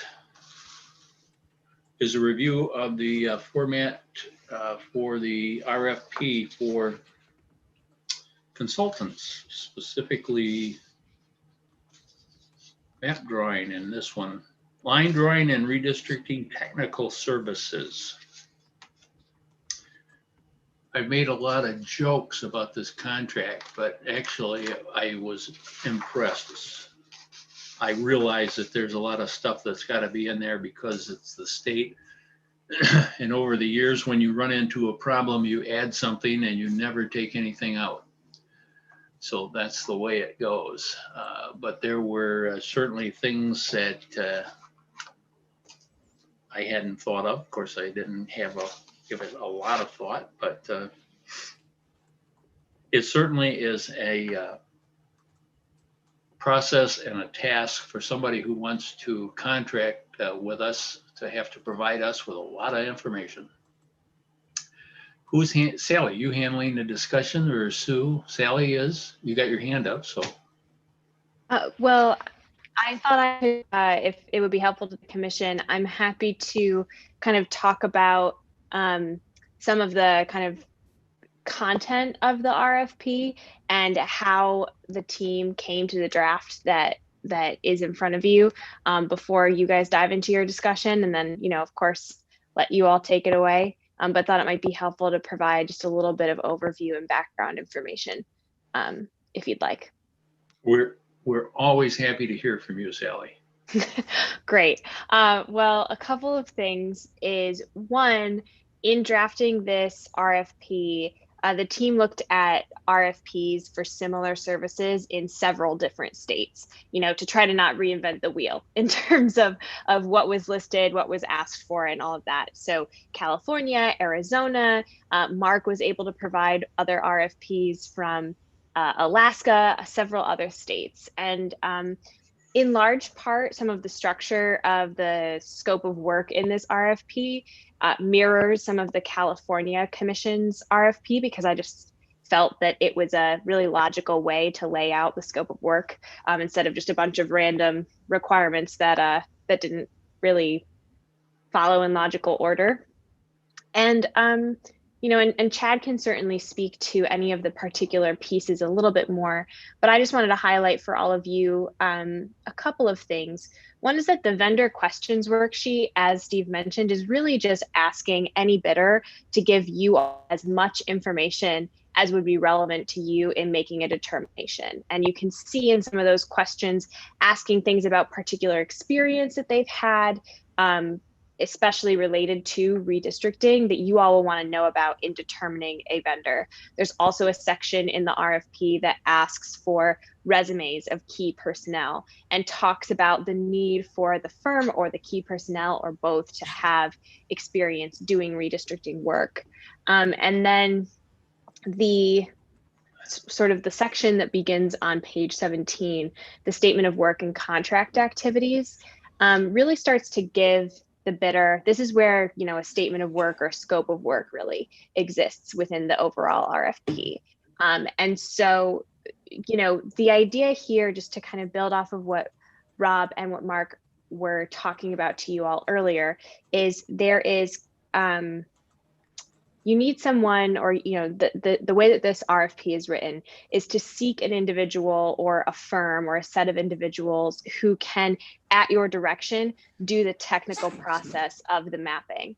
And it asks for them to both talk about their ability to do that at your direction and ask them to describe the software and other tools that they will use to do that for you all. So, you know, just to address, I think Dustin's sort of question earlier about, oh, I thought we would be doing it. It's certainly not that you won't have the ability to interact with the maps or do it yourself, but again, you all are decision makers. So the idea here is that this is someone who can do the legwork for you and has expertise in doing that legwork, and working with data and analyzing data so that they can report back to you, you know, take in your instruction and report back to you both in real time and between meetings. So I'm happy to walk through it in a little more detail. I don't want to waste your time though, but I would highlight from a content perspective, the statement of work and, or I guess it's more called the statement of work and contract activities. The scope section is really where the content is different in this RFP than the overall template, which has a lot of sections, as you noticed, that are really standard and part of kind of normal requests for proposals, and some of the terms that a bidder agrees to. So I am happy to answer any questions, but I just wanted to give you some background on how this draft came to you. And I should also say, Mark and Rob were able to review the scope of work, and provide any edits and the vendor questions as well. And Chad Bassett, of course, really helped shepherd this through. And, you know, so it's been a collaborative process at sort of a staff level to bring it to all of you at this point. Okay. Who I take it Julianne and Sue and you and who else all worked on this? You said staff. I mean, that covers, you know, 5,000 Secretary of State employees, I guess, but go ahead. So Sarah, myself, Julianne, Sue, and Mike and Chad Bassett, and then, like I said, Mark and Rob also were generous enough to review it, as sort of more content experts. So many people tried to bring this to all of you in the form that it's in, which is not to say that there aren't edits or changes that need to be made, but more just wanted to assure you that that it has been reviewed by several folks with either procurement expertise or some content expertise. Good. Fine. Who wants, Sally, are you going to lead the discussion then? I would leave it to you, to all of you, or one of you, or perhaps Sue, but certainly not myself. All right, that's fine. Again, are there, to start off, does Chad or Julianne or Sue or who else you mentioned have anything at this stage to add? Want to have any comments to add before we open it up for questions by the commissioners?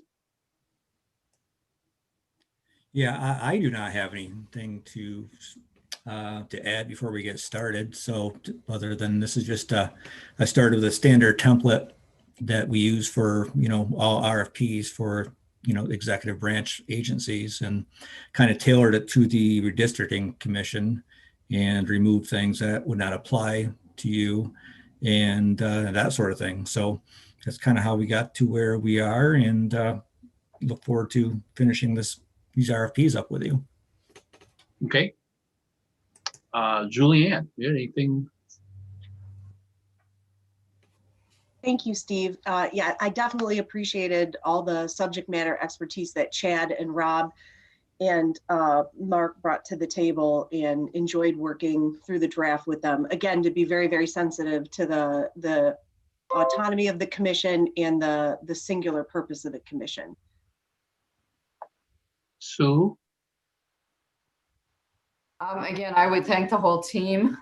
It certainly was a team effort. There were many reiterations. I apologize we couldn't get it to you more quickly, but let me tell you, we were all working. Everybody was adding, then we'd have a new version. It's going to be kind of like the maps themselves. Many, many versions till we got to this point. And, you know, I'd suggest to you, look at the timeline. It's a pretty streamlined timeline. With Chad said he kind of started with, well, if we could get this done by March 1st, what would we have to do? And in order to do that, it's still going to be tight because after those proposals are received on February 10th, if this is approved and can go out tomorrow, there's still a lot of work to be done in between. He mentioned it takes about 4 to 6 hours to review a proposal. So depending on how many come through, you might want to rely on staff again and MDOS staff to do the initial review. Chad has agreed to help us if that's the way the commission wishes to go. And then if possible, we could bring maybe a recommendation to the commission for the top consultants that we would recommend based on their proposals. The commission may wish to interview those people. So in order to make this happen by March 1st, it really is a pretty tight timeline. Agreed, yeah. Rob, anything to add at this stage of the game, even though you've told us everything? I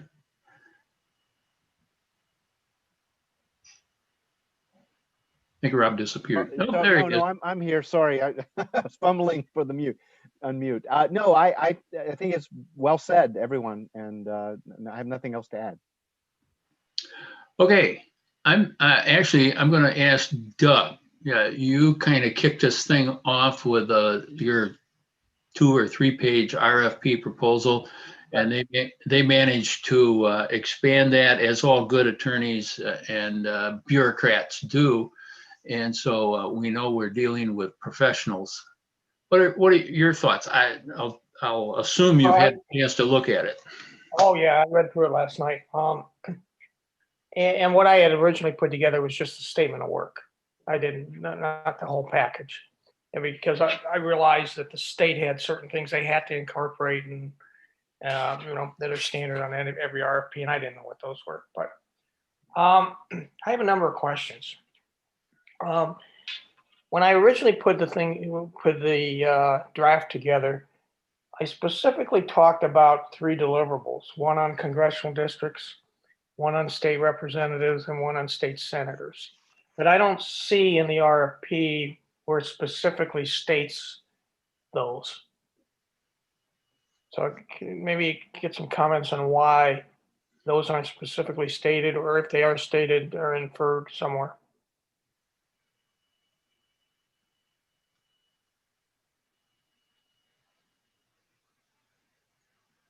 Hi. So commissioners, I was just looking to find the correct part. That is a great point, Doug.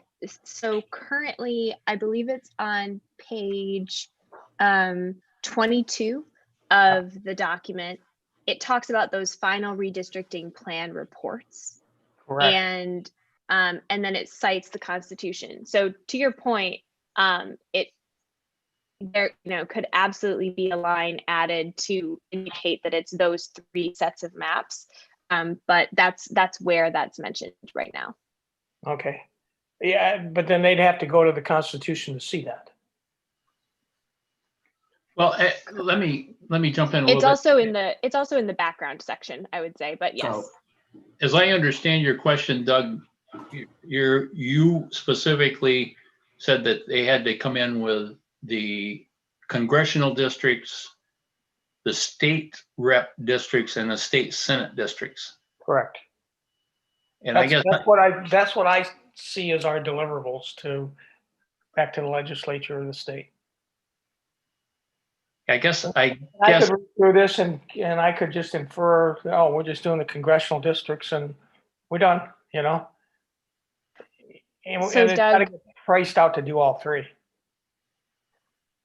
Doug, just to add to the places where it's cited in the document, also on page 18 at the top of the scope, it talks about you all seeking qualified, experienced contractor to provide mapping and line drawing services for redistricting U.S. House and Michigan State House and Senate districts. Okay. So that's, yeah, sorry it took me a minute to find that specific reference, Okay, but I found it eventually.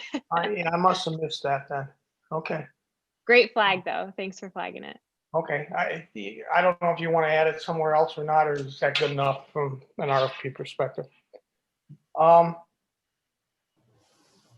other thing I didn't see was, and it may be in here, is a requirement for archival of data in the final deliverables, because at some point, like for example, all of our emails are going to get archived somewhere, and so why shouldn't the work that we've contracted out to a vendor get archived and provided to us, back to us?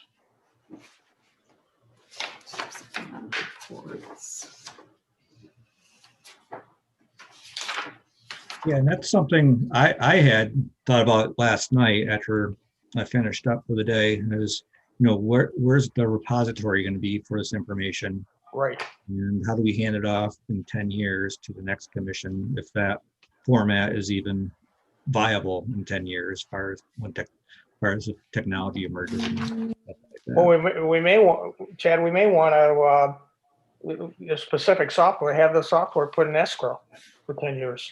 Yeah, yep, we do that in many contracts. Yeah, I don't know if it's in this one. I didn't see it in this one. Yeah, I'll make a note of that one. Okay. And then another item that I talked about in the presentation was versioning. And I didn't see any change, any statements relative to tracking our changes during the development process.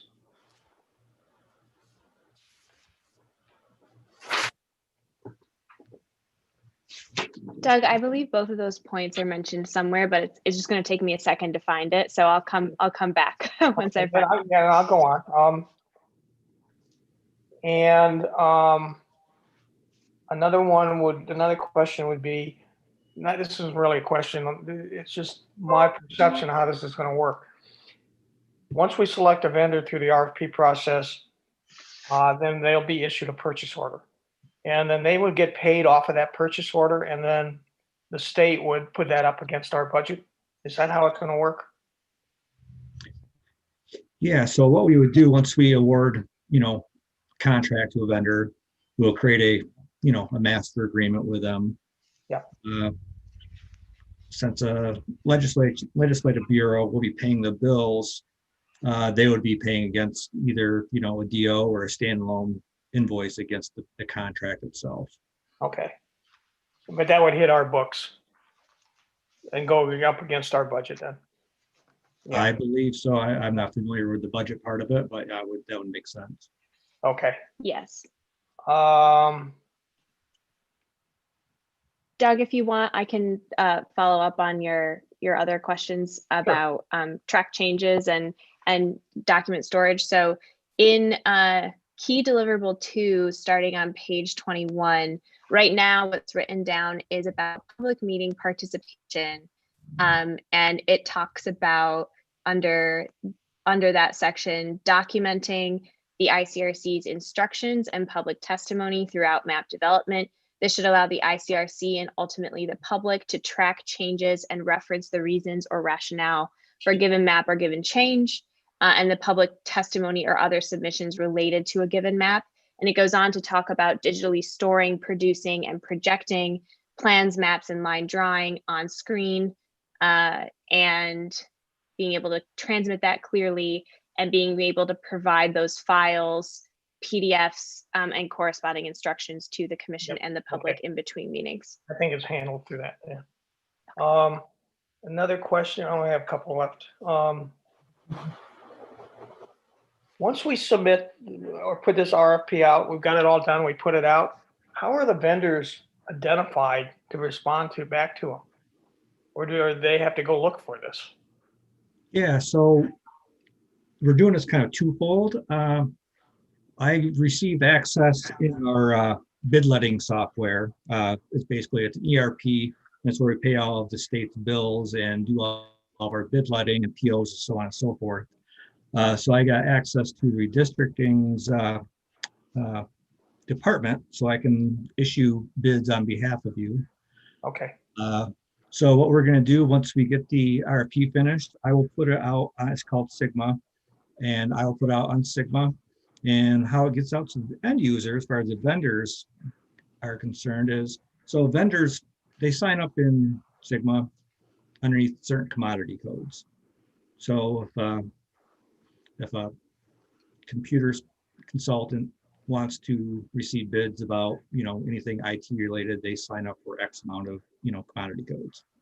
So what we'll do when we publish this, I will probably select 5, 6 different commodity codes, and any vendor that's registered underneath those commodity codes, they will all get notification that, hey, there's a bid out here that may interest you. So then also what we will do, we're also going to put a copy of the RFP on the redistricting for public consumption too. Then also a third aspect that we also use is, do we know any vendors? Have we heard any vendors that may do this or think may do this? And we also give them a heads up, say, hey, this bid is out there. So there's multiple fronts, because we obviously want to get the best vendors nationwide that can, provide this work for us. Correct. Yeah, I know we've already gotten one request to do some training for us, and we've responded back to them saying we want to wait till the RFPs. Yeah. Yeah. So we cast a big net. What's that? So we want to cast a big net and get as many as we can. Oh, yeah. Okay, good. I was just concerned how we were going to get them identified. I'm trying to find the page. A question. Rhonda, you may help me. It dealt with our discussion last night about the timing on the RFPs. Okay. Before we go farther, as far as discussion, I've never dealt with RFPs, so I contacted Doug because I had a question, just so everybody knows. It was on the RFP timeline. Actually, page 1 was a question I had. And there was another one regarding the state that I had. I'm showing that the deadline for bidders would be approximately 3 p.m. on the 28th. And then it says anticipated date the commission will post answers to bidders' questions is on Friday, January 29th. So my question is, A, who is going to be answering the questions that bidders may have? Because I know we are scheduled to have a meeting from 3 to 6 on the 28th, but then we don't meet again until the 30th. So is that something that Chad's going to handle, or is there somebody, attorneys? How are we handling if there are questions regarding the RFPs? Yeah, so I think when I put these dates in there, I was kind of just like operating the space, because I wasn't really sure what the meeting schedule was or anything like that. So we can make these dates accommodate, schedules and meeting schedules and that sort of thing. Okay. But usually what we do is we receive all the vendor questions by the date listed on the RFP, then we compile them. Then we kind of, I'll go through and answer the ones that are pretty easy, pretty black and white.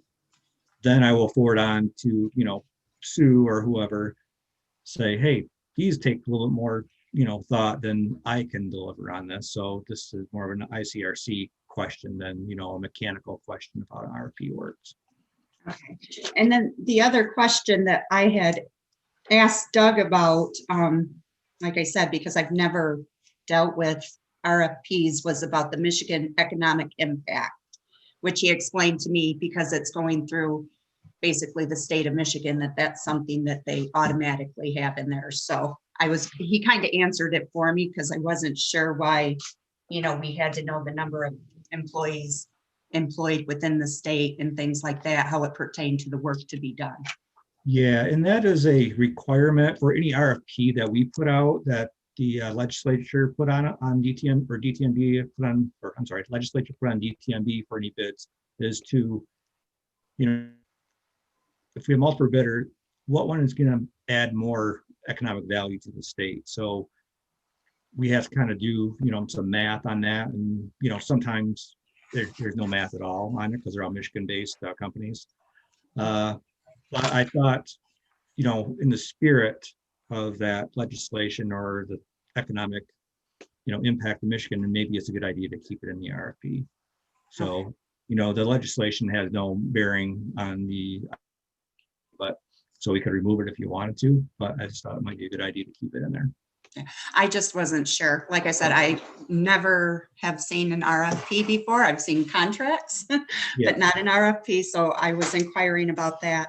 And the only other thing I got, I didn't get through all 46 pages. I got through about 22 or so.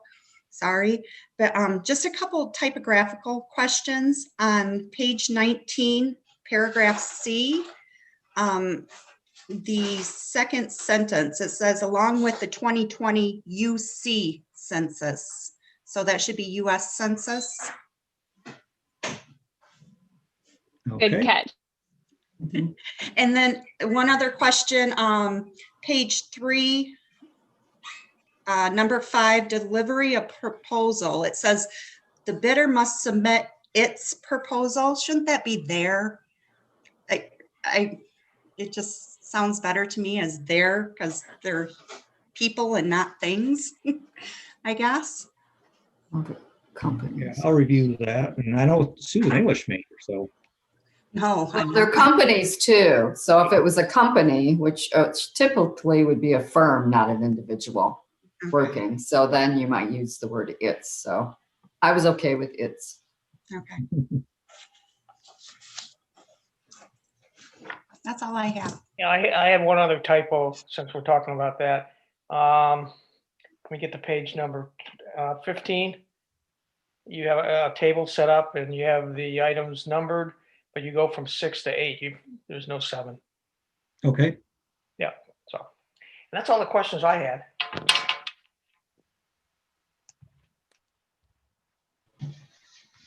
Good questions. I think the records archive, I don't know if Sally's found it or not, but I was glancing back through here and I didn't see it right off the top of my head. I think it's probably assumed. However, we don't want to do that. And there are plenty of reserved paragraphs that we can use. So I think we should add something in that, unless Sally, have you found something? I was looking, I didn't see anything specific to that. I think the language that's most direct about that, and I'd be curious, Julian, if you think any of the litigation language also might encompass that, but in terms of storing, it does require digitally storing, producing, and projecting redistricting plans, maps, and line drawing on screen. So it does talk about that digital storing, but it's not quite as explicit as I think what Doug, what you and Steve are talking about. Julianne, unless you think that it's covered in some of the litigation related, it does require an assistance in litigation, but. No, thank you, Sally. It was a topic that we talked about, and I'm searching the document as well to find the language that we discussed to make sure it's in there. And certainly if it doesn't rise to the level that Doug is stating, we'll definitely amend it to reflect that. But I'm also looking through it right now. And the other point associated with that was escrowing their software. So we'd have it available 10 years from now. Yep. I made a note of that. I saw where Sally was talking about that paragraph, and I think, I mean, I would be in favor of putting in a specific paragraph that they will store this material just to store it so that they have it. So that's clear. They're not saving it for litigation, though that's what it may be used for, but the expectation is that they will in fact keep a copy of it. as well as the copy that we keep.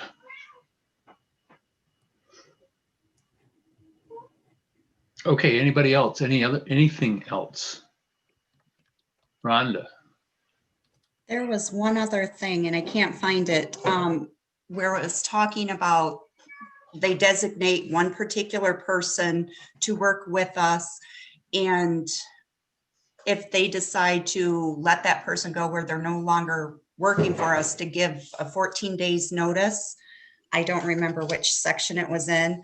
My question is, what happens if there's extenuating circumstances? Maybe the person did something not ethical or what have you, where they're terminated from that company, then how would that relate to that section of giving us 14 days notice if they're switching our contact person? Yeah, so to me, I mean, it's in a situation like that, Mhm. really it shouldn't apply.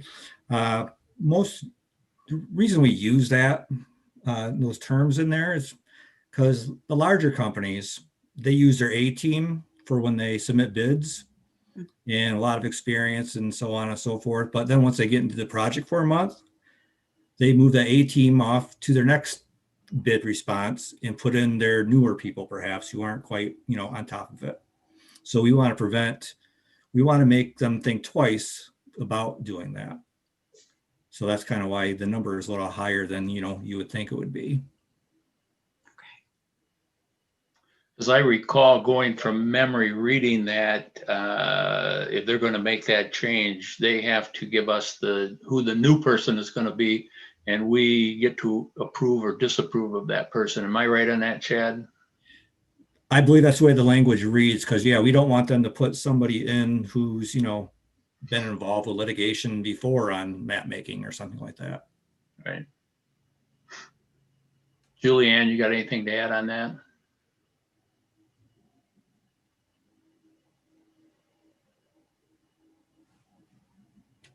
Yes, so I'm looking at the records section and reading it in conjunction with the background and the litigation section.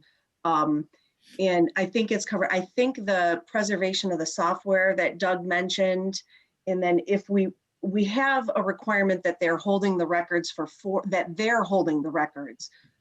years after the conclusion of the contract, whenever that is, at the end of this contract term, or if any of the options to extend are taken. So it goes about 4 years after that, but that's just for them holding it. We're going to be holding it. The records will be archived, certainly for the next commission, but just archived even past that. So I think we are covered on that, aside from the language that Doug, on the preservation of the software. I hope I'm saying that properly, Chad. Yeah, So that would be escrow language, I believe. Thank you. Because a big part of accessing records is you can save things forever, but if you don't have the software to be able to recall the data in the future with how fast things evolve technologically, then the information or the records are useless. So a big part of the records retention protocols is you have to be able to access the records. And I know we're kind of talking about records 3 different ways now that I've added a third way, but I think those are when you read the sections together. And certainly it wouldn't hurt if the commission wanted a separate section to be drafted and added in there to address it in one place. That would be fine as well. I think we could safely put in a provision that says you're going to, archive the records and you're going to escrow the program that Doug's talking about. I think that comes into one paragraph talking about that. My opinion. And that's currently on page 44. Yeah, and as Rob was talking earlier about software as a service, mapping software, I'm not sure how escrow works with that type of software. So I just I'm not either, but when they do escrow or however they do it, we need to make sure it's the right version too that they've used. There typically isn't a software escrow with software as a service. I didn't think so. Yeah.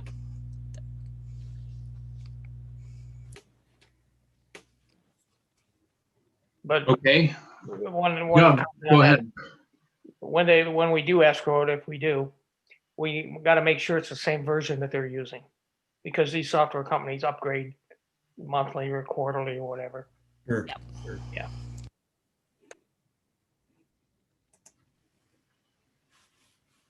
What other comments?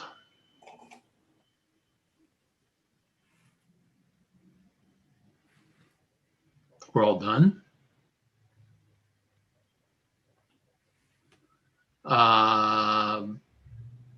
MC, you've lit up. That means you have a comment. I'm pleased with it. I just really appreciate all the work. I have no other additions or comments. I'm ready to approve at this point. Okay. Rebecca. Yeah, one comment. I'm not sure, this might have came up when I walked away. Someone at some point mentioned in the chat, I thought it was Dustin, that he would like to see a comment on political affiliations because that's come up multiple times. And I don't see one in here unless I'm missing it. And Julianne, feel free to chime in if I've missed it somewhere. But do we want to add something like that? Asking about, political affiliations and contributions. Now, maybe it's not applicable because I'm guessing we're probably going to be dealing with businesses versus individuals, but just something to consider. And I thought it was Dustin who raised it. I'm not sure.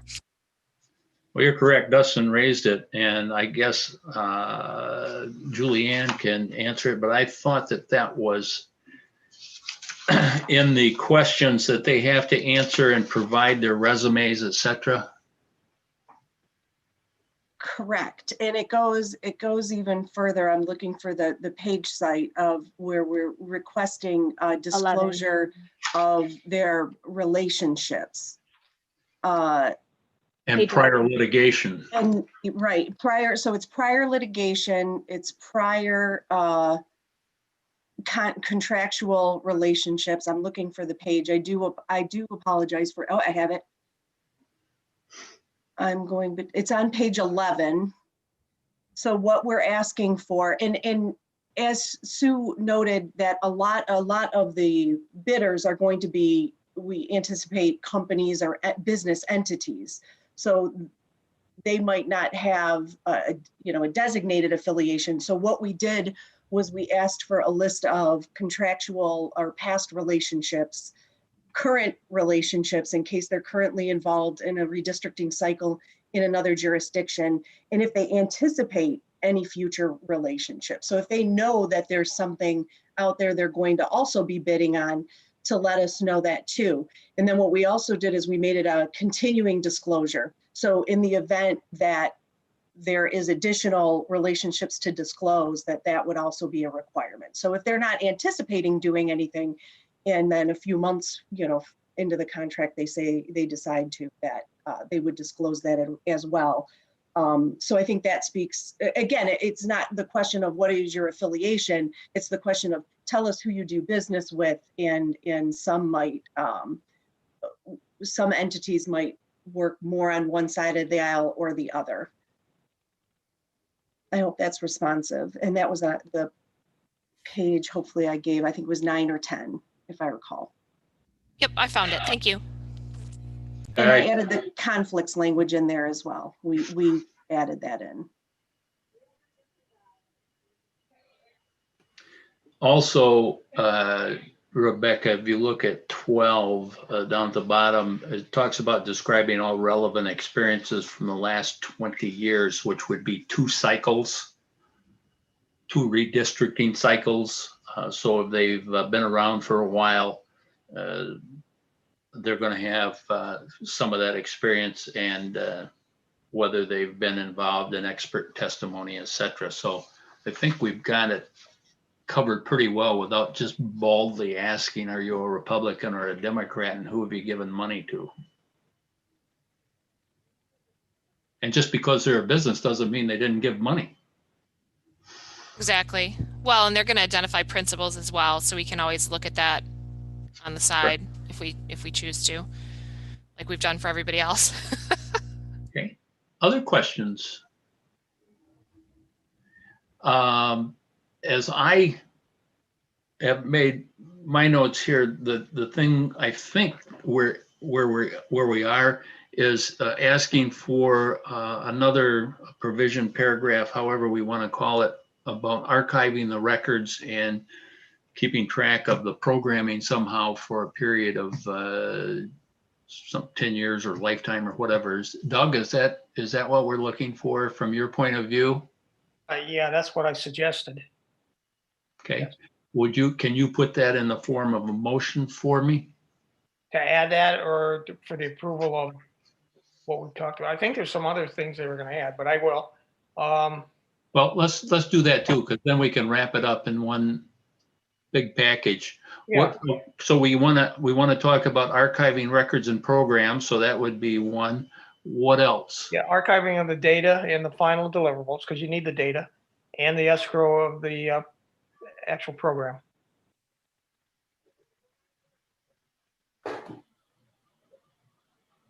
Yep. Okay. Oh boy, I can't remember the other things we talked. I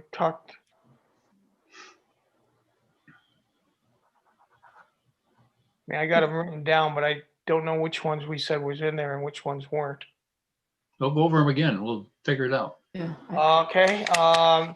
One was the 3 deliverables being identified more specifically, the congressional districts, the state rep districts, and the state senate districts. Okay, I don't think that can be added relatively easily. That is at the agree. top of this. That might be in there. I think it's in there, but I don't see why we can't just put it in there and say, here's what you're going to do. Right now, that's at the top of the scope, the first paragraph of the scope. So we can add it again, but I do think, and others correct me if I'm wrong, I do think it's explicit enough and covered. Okay. You good with that, Doug? Yeah, I'm good. Yeah. Okay. What else? Everybody else is. I asked the question relative to the finances, which doesn't really deal with the RFP, but how we're going to get the money from them, which is through a purchase order. Yeah. And that sort of thing. That'd be a That standard. was a big thing. And then versioning, tracking changes during the development of the maps. That is in here, and I just read it somewhere. Yeah. That's on page 21. At the top of page 21 under public meeting Identified that it participation. was on there, yeah. And we talked about how the vendors were going to be informed, which is a administrative thing through purchasing. And then we talked about some things Rhonda talked about, a couple items there. So some of it was typos or grammatical things or whatever. And then I forget what the first subject was that we talked about. Rhonda. Changing the dates for Oh, yes. answers to questions. So we have time to actually review any that we need to answer personally. So maybe changing it to, rather than Friday, January 29th to Saturday, the 30th. So if they have to have their questions in by 3 p.m. on Thursday, the 28th, that gives us time to review any that we need to address. And we could answer them hopefully on the 30th in our meeting, and then post the answers for them. Sally? Rhonda, a question on that point, because I think it's a great suggestion. Chad, would it be better if we did that following Monday? I'm just thinking it be a Saturday. Should it be within kind of the calendar work week? I think so, because we'll want to post those questions on both the bid letting software, then also the website. So I think Monday makes sense, because when we post it on the bid letting software, if we do it on Saturday, it's not going to cycle through 8 o'clock.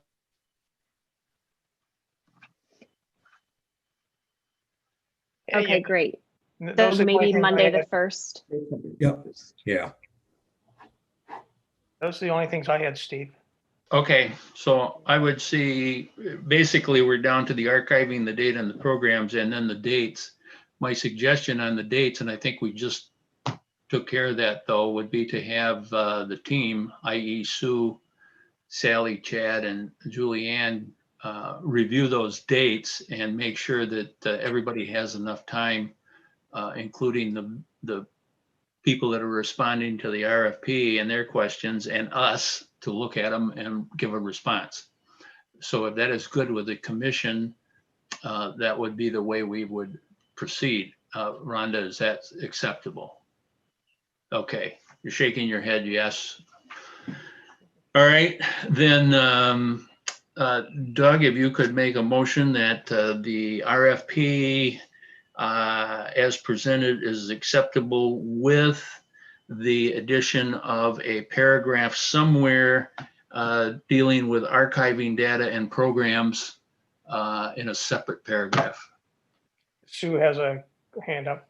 Yeah. Just a technicality, is it possible for you to start with the resolution that was provided? And then in addition to this, you could add your extra paragraph? So Well- what I would recommend is that the motion is made to adopt the RFP, and then someone makes a motion to amend it. And then you vote on the motion to amend, and then you'll vote on the primary motion, which is the RFP. I lost my resolution, hold on. But yes, we can do it that way. Would you like me to read it? So I've got it. Doug, go ahead, make a motion. I make a motion that we approve the RFP and have purchasing submitted for approval or for to the vendors. Okay, and the second? Aaron, second. All right, so the motion is to adopt the RFP as presented. It's been moved and seconded. Now, is there an amendment? Doug? Yes, I move to amend it to include the archival of data and final deliverables and the escrow of the software that was used to deliver to determine the deliverables. And I also include in that the adjustment of the dates on the RFP submittal and review of its responses. And those dates would be handled by the staff? Correct. Okay. I second that. Cynthia? Okay.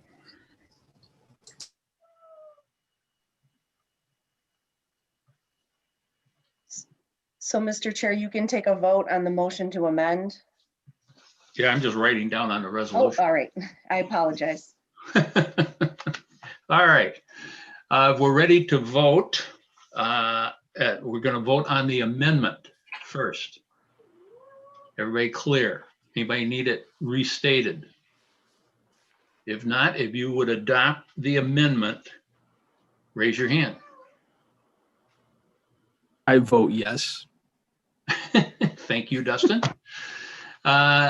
Same sign with the exception of Dustin. Okay, not hearing Dustin. The amendment is adopted. That brings us back to the main motion now as amended, the main resolution as amended. If you would adopt the resolution as amended, raise your hand. I also vote yes. Okay, and if you would not, if you vote against it, raise same sign, raise your hand. Dustin, Yes. you're not voting against it, right? No, I'm not. I voted for it. Okay, it passes with a 12-0. All right. Okay. I will sign that and send it back to Sue.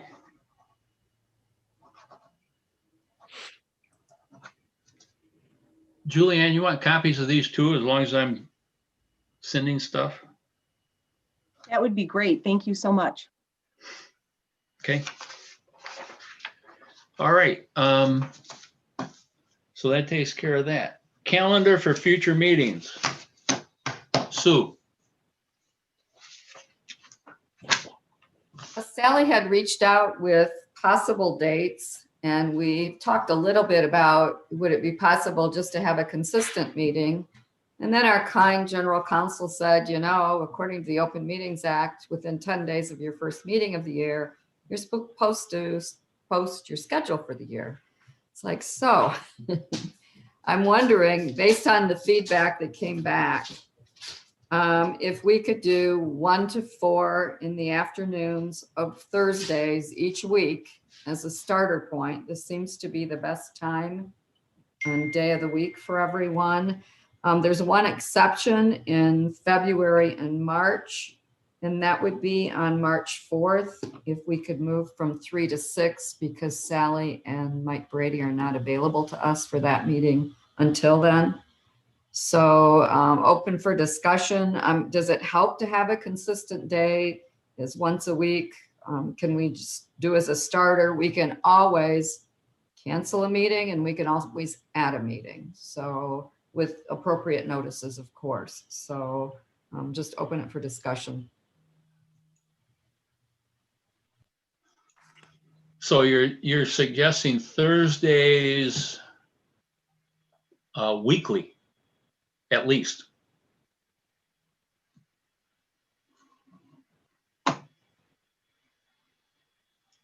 Rhonda has her hand up. Rhonda? Yeah, I have to be honest, the 1 to 4 and the evening ones are a little rough for me. I mean, I'm willing to bend and, you know, mornings work so much better for me with things that I do outside of our meetings. Like I said, I'm willing to bend some, but I kind of like it when we mix it up a little bit. That's just me personally. Obviously, I'll go with whatever the whole group decides, but I personally prefer mornings. I kind of have a response to that. Okay. I mean, I have a job too, and I mean, I can't just always constantly be changing the times for my boss and my supervisors to approve things randomly throughout the day. The fixed schedules make much more sense. That's my thought on that. We do have one commissioner who is unable to attend on Thursday mornings between 9 and 11. So that would, knock that person out consistently, and that's why we went with the afternoon. MC. And that was me, and I think I've told you, my boss is pretty, yeah, I think if I am not, I guess I would be willing to say, let's shift it for Rhonda. I think I can make that work Thursdays, Thursday mornings. If we can make that, that morning time is preferred, I'm okay with that. I can shift my schedule around. You have your hand up, Rhonda? Yeah, I'm not asking anybody to shift their work schedules or anything for me. I am just simply stating what seems to work best for me when I'm most aware and awake and concentrated. And like I said, we're 13 people. So if 12 of you think that 1 to 4 is the best time, then 1 to 4 is the best time. I was just giving my personal preference, and I don't expect anybody to have to make special arrangements to accommodate me. Doug. Just a suggestion. Always have it on Thursdays, and on even Thursdays, we have it in the morning, and odd Thursdays, we have it in the afternoon. Who else? Aaron, you got your hand up? I'd be okay with that. Yeah, that's fair.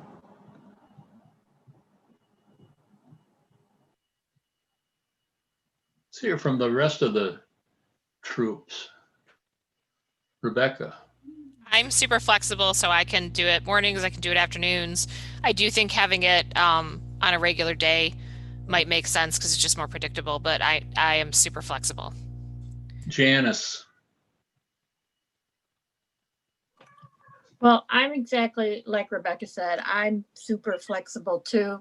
I do like the idea of having it the same day every week. I was thinking, I mean, if we add times, we can always do those in the afternoon. Like say we decide we want to have a meeting on Tuesday, we could maybe do that one in the morning. So, but I can go with anything too. Anthony. Yeah, I mean, I don't want to hold anything up. I can do whenever y'all can do. I do think we might want to keep in mind we're going to need more than one meeting a week, coming up shortly. So, Aaron, I'm just going to put this out there, but I have 4 teenage boys, and sports are probably coming back into the picture here shortly. And mornings, I'm with Rhonda. I function better in the morning, but I am flexible as well. So 4 teenage boys and 1 dog? currently we have 5 dogs in the house. We only have 3. We have 2 that are visiting. So yeah. All right. Juanita. You're muted. You're muted.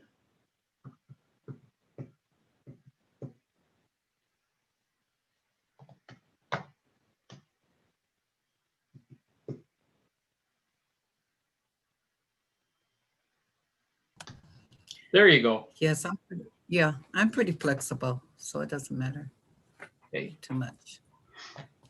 Cynthia. So I am flexible, but I need to know, kind of like Dustin, just what to plan on. So if it was a consistent day and a consistent time, even if it's 2 different times, different weeks of the month, that would be great.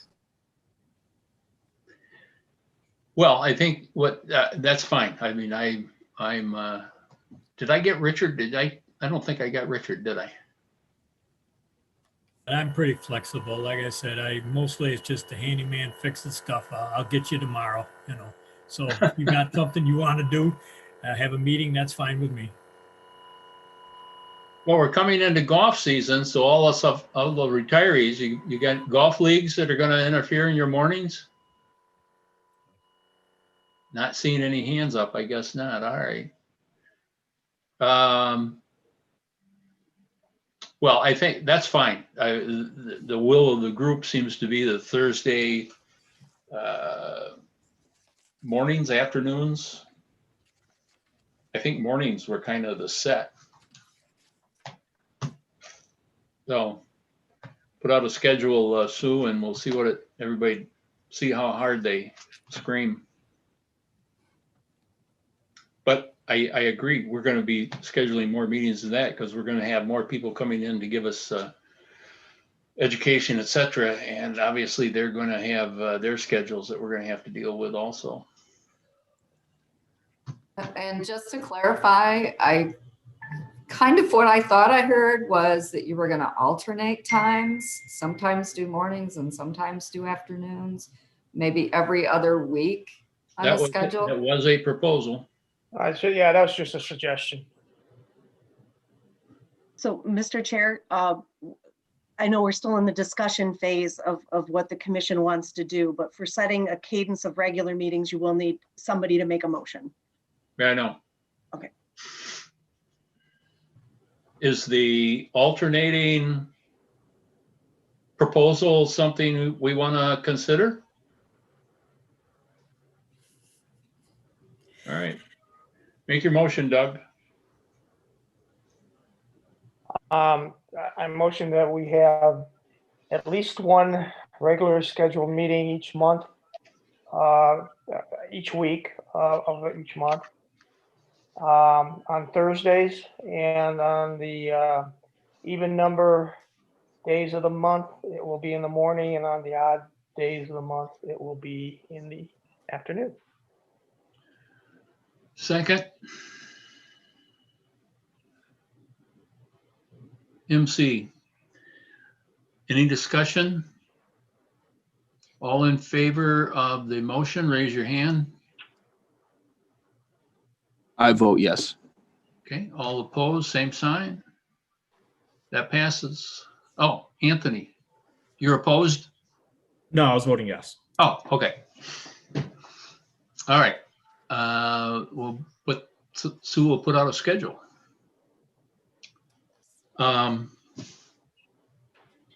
Sue, anything further on scheduling? I just want to let you know, coming up next week, we'll have some discussion on the budget. Julianne mentioned she'll have some draft bylaws for us. And we will have vendor questions for the Voting Rights Act legal counsel consultant. So those are, pretty far down the road. So I think we can get those out earlier in the week. We will send the full proposal, but again, the formatting would be the same. And the only thing different would be the vendor questions and the statement of work specific to the Voting Rights Act. And Edward is going to be on board starting February 1st. He will be officially on board February 1. He wants to meet tomorrow, so we'll be talking tomorrow. I'm sure we've already talked a few times, and we feel there's things that need to be done fairly quickly, so we're going to get busy. Okay, and is one of those discussion topics going to be meetings out in the community? Absolutely, absolutely. All right. And Rhonda. partnerships with other groups that are trying to get communities of interest involved, communications, policy, and yes, plans, all of the above. Yeah, lots to do. Okay, Rhonda. Sue, I have a question. Next week when we discuss our budget, will we be getting a printout? I'm a visual person to kind of see where we're at, what we've spent on what, and where we're sitting. Yeah, very little has been spent. The bills are pretty much lagging. So the only expenses that have been paid to date are for cell phones and weekly pay. And also MDOS is picking up some charges. So we're going to look at the big picture. They are, for example, currently paying for meeting translations, the transcriptions of the meetings, the recording, those kinds of things. So they're covering a lot of our expenses also from their budget. So we need to look and see how much they can do going forward and what the commission may need to pick up. Doug. Yes, I'd like to add an additional thing. And you may have been working with this with the RFPs, Sue, but when I had drafted the RFPs in the fall, there were 3 of them. And I think another one is of importance to us, and that's it's called a polarized voting analyst assistance and expertise, which really deals with somebody that can an expertise in helping us to identify communities of interest. So I think at some point in time we need to start to address something similar to that if we want to do that. But I think that's key to where we're moving forward to. And when we end this discussion, I got one other comment back on the calendars, if you don't mind, Steve. No. That's all I had. Sally. Doug, I just wanted to respond to your point about racially polarized voting experts. And I'm really glad you raised it, actually. That will be part of the Voting Rights Act Council RFP that all of you will review. So it will be part of that. That expertise will be part of that RFP for all of you. So look for it. It really is part of that RFP, in part upon the recommendation from Justin Levitt, who you all heard from back in the day. And that's how the California Commission has framed their RFP for voting rights, I think in part along his recommendation. So take a look at it and kind of see what you think around that. But it is, like you said, a very specialized expertise on racially polarized voting, and that's with it. And Justin highly recommended it. So when he did present to us, that's why I brought it up. Then we don't need to put it on the next meeting agenda. I think we should wait till the RFP is drafted. Then we can go from there. That'd be my opinion. Okay, thank you. Okay. Sue, anything else? I think we're good on that topic. Are we ready to move to continuing education? Real Anthony. quick, I think that so we have the RFP, drafted, taken care of, approved. That's amazing. Good job. And special shout out to everyone who worked on that. Steve, you kind of alluded to this a minute ago, but I think the next big ticket item is figuring out how we're going to do these meetings and how we're going to do them safely, with social distancing intact and all the safety precautions that I'm sure all of you would like.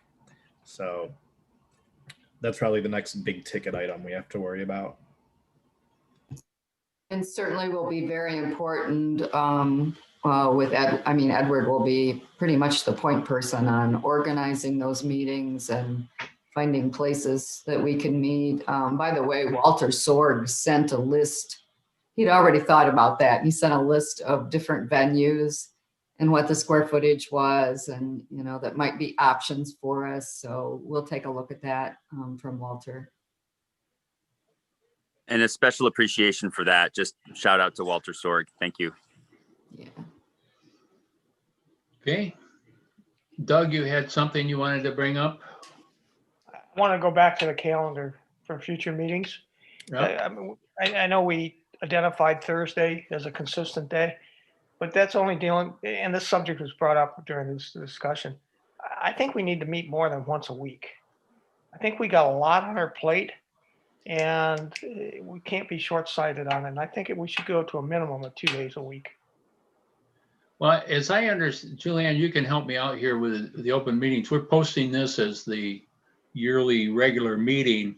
That doesn't prevent us from setting whatever schedule we want to set. And it doesn't prevent us from changing Thursdays with an 18-hour notice. Correct. So the cadence that you're setting is just for regular meetings. So the public knows through the rest of the year, if they want to attend a meeting, that it'll be on Thursdays. So again, that you're going to have to add more meetings. I think last meeting, the chair indicated probably this summer, maybe we'll be meeting 5 days a week. But by setting a cadence of regular meetings, you're not restricting yourself at all. As long as we adhere to the meeting notice provisions in the Open Meetings Act, you can have as many meetings as you want. And I know that Doug is bringing up setting more than 1 day a week as the regular meeting schedule, but it wouldn't, whatever is the will of the commission, it doesn't restrict you from amending that schedule in the future. It's just a procedural to get that set, Doug. And we can adjust it as needed. And obviously, we haven't been meeting just one time a week for the last couple of months. So yeah, it's not gonna restrict us in any way, shape, or form. But what I'm suggesting is that we don't meet enough, and maybe we can get a straw vote, not as an amendment, but a straw vote among the commissioners whether we should meet more than once a week permanently. You're making that as a motion? Yeah, as a straw vote only, yes. May I offer that you, that's the number of hours, meaning like 1 day and 8 hours is different than 2 days, 4-hour meetings, for example. And just, I think if you would suggest a number of hours, that might be more useful for me anyways. Well, I would suggest two days, 4 hours each. And I think people get burned out pretty fast after 4 hours. Yeah, that's why I wouldn't want to go 8. Yeah.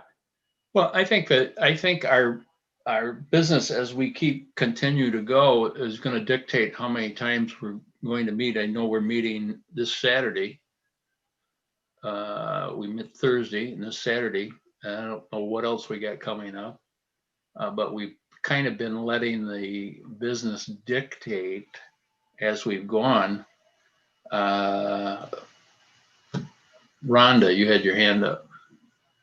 Are you sure we're meeting this Saturday? Well, I thought we were. From Saturday.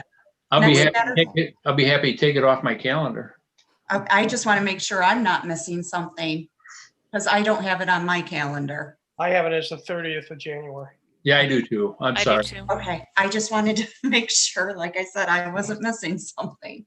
We're meeting next week, Thursday and Saturday. Mm-hmm. Correct. Well, I just didn't want us to get into a reactive mode with an overload of work. And I just thought that maybe at least twice a week of getting together would be more prudent. I think we're amenable to doing that. Cynthia. I agree with Doug, and I feel like I really learn a lot when we have people come teach us something like today. And every time they come, I'm learning a little bit more. When I think back to those first couple days that we had, you know, I was starting from scratch and it didn't sink in very well, but now it is a little more. And I think we need a lot of that before we're going to be able to take on the work that we have to do. So if we could consistently schedule that in, it would be good. Well, I guess my question, I think Doug's question is, is anybody opposed to more meetings as long as they're productive and we have something to meet for? Not seeing anybody shaking their head vigorously one way or another. So I think we can certainly schedule in as many meetings as are necessary, provided that there's a reason to meet. And I'm sure there are going to be lots of reasons to meet. Mr. Chair, it might also be appropriate after the budget discussions and when you're weighing in how much work outside of meetings that individual commissioners are doing based on the volume of materials that are going to be coming forth. So even if it's not amended or added today, certainly in the very near future, the commission could revisit it. Sure. Put that on the agenda.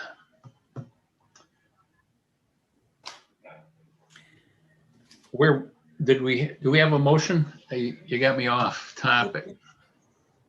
No? No. Juanita. Yes, what time are these two meetings that's coming up going to be? Okay, it is next Thursday at 3 and next Saturday at 10. Am I correct on that, Sue? Yes. Okay. Yes, 3 to 6 on the 28th and 10 to 1 on the 30th. Okay. Anything else for the good of the group? If not, we are at our time to leave. Sue. Just briefly on continuing education, I provided a spreadsheet and I want you to look at the options for future consideration. Doug added the one today process for interfacing with a mapping consultant, but look through those. We want feedback, so reach out to me and let me know, would these be helpful?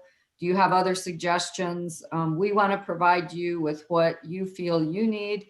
And at the same time, if there are any people watching in the public, they also get that education also.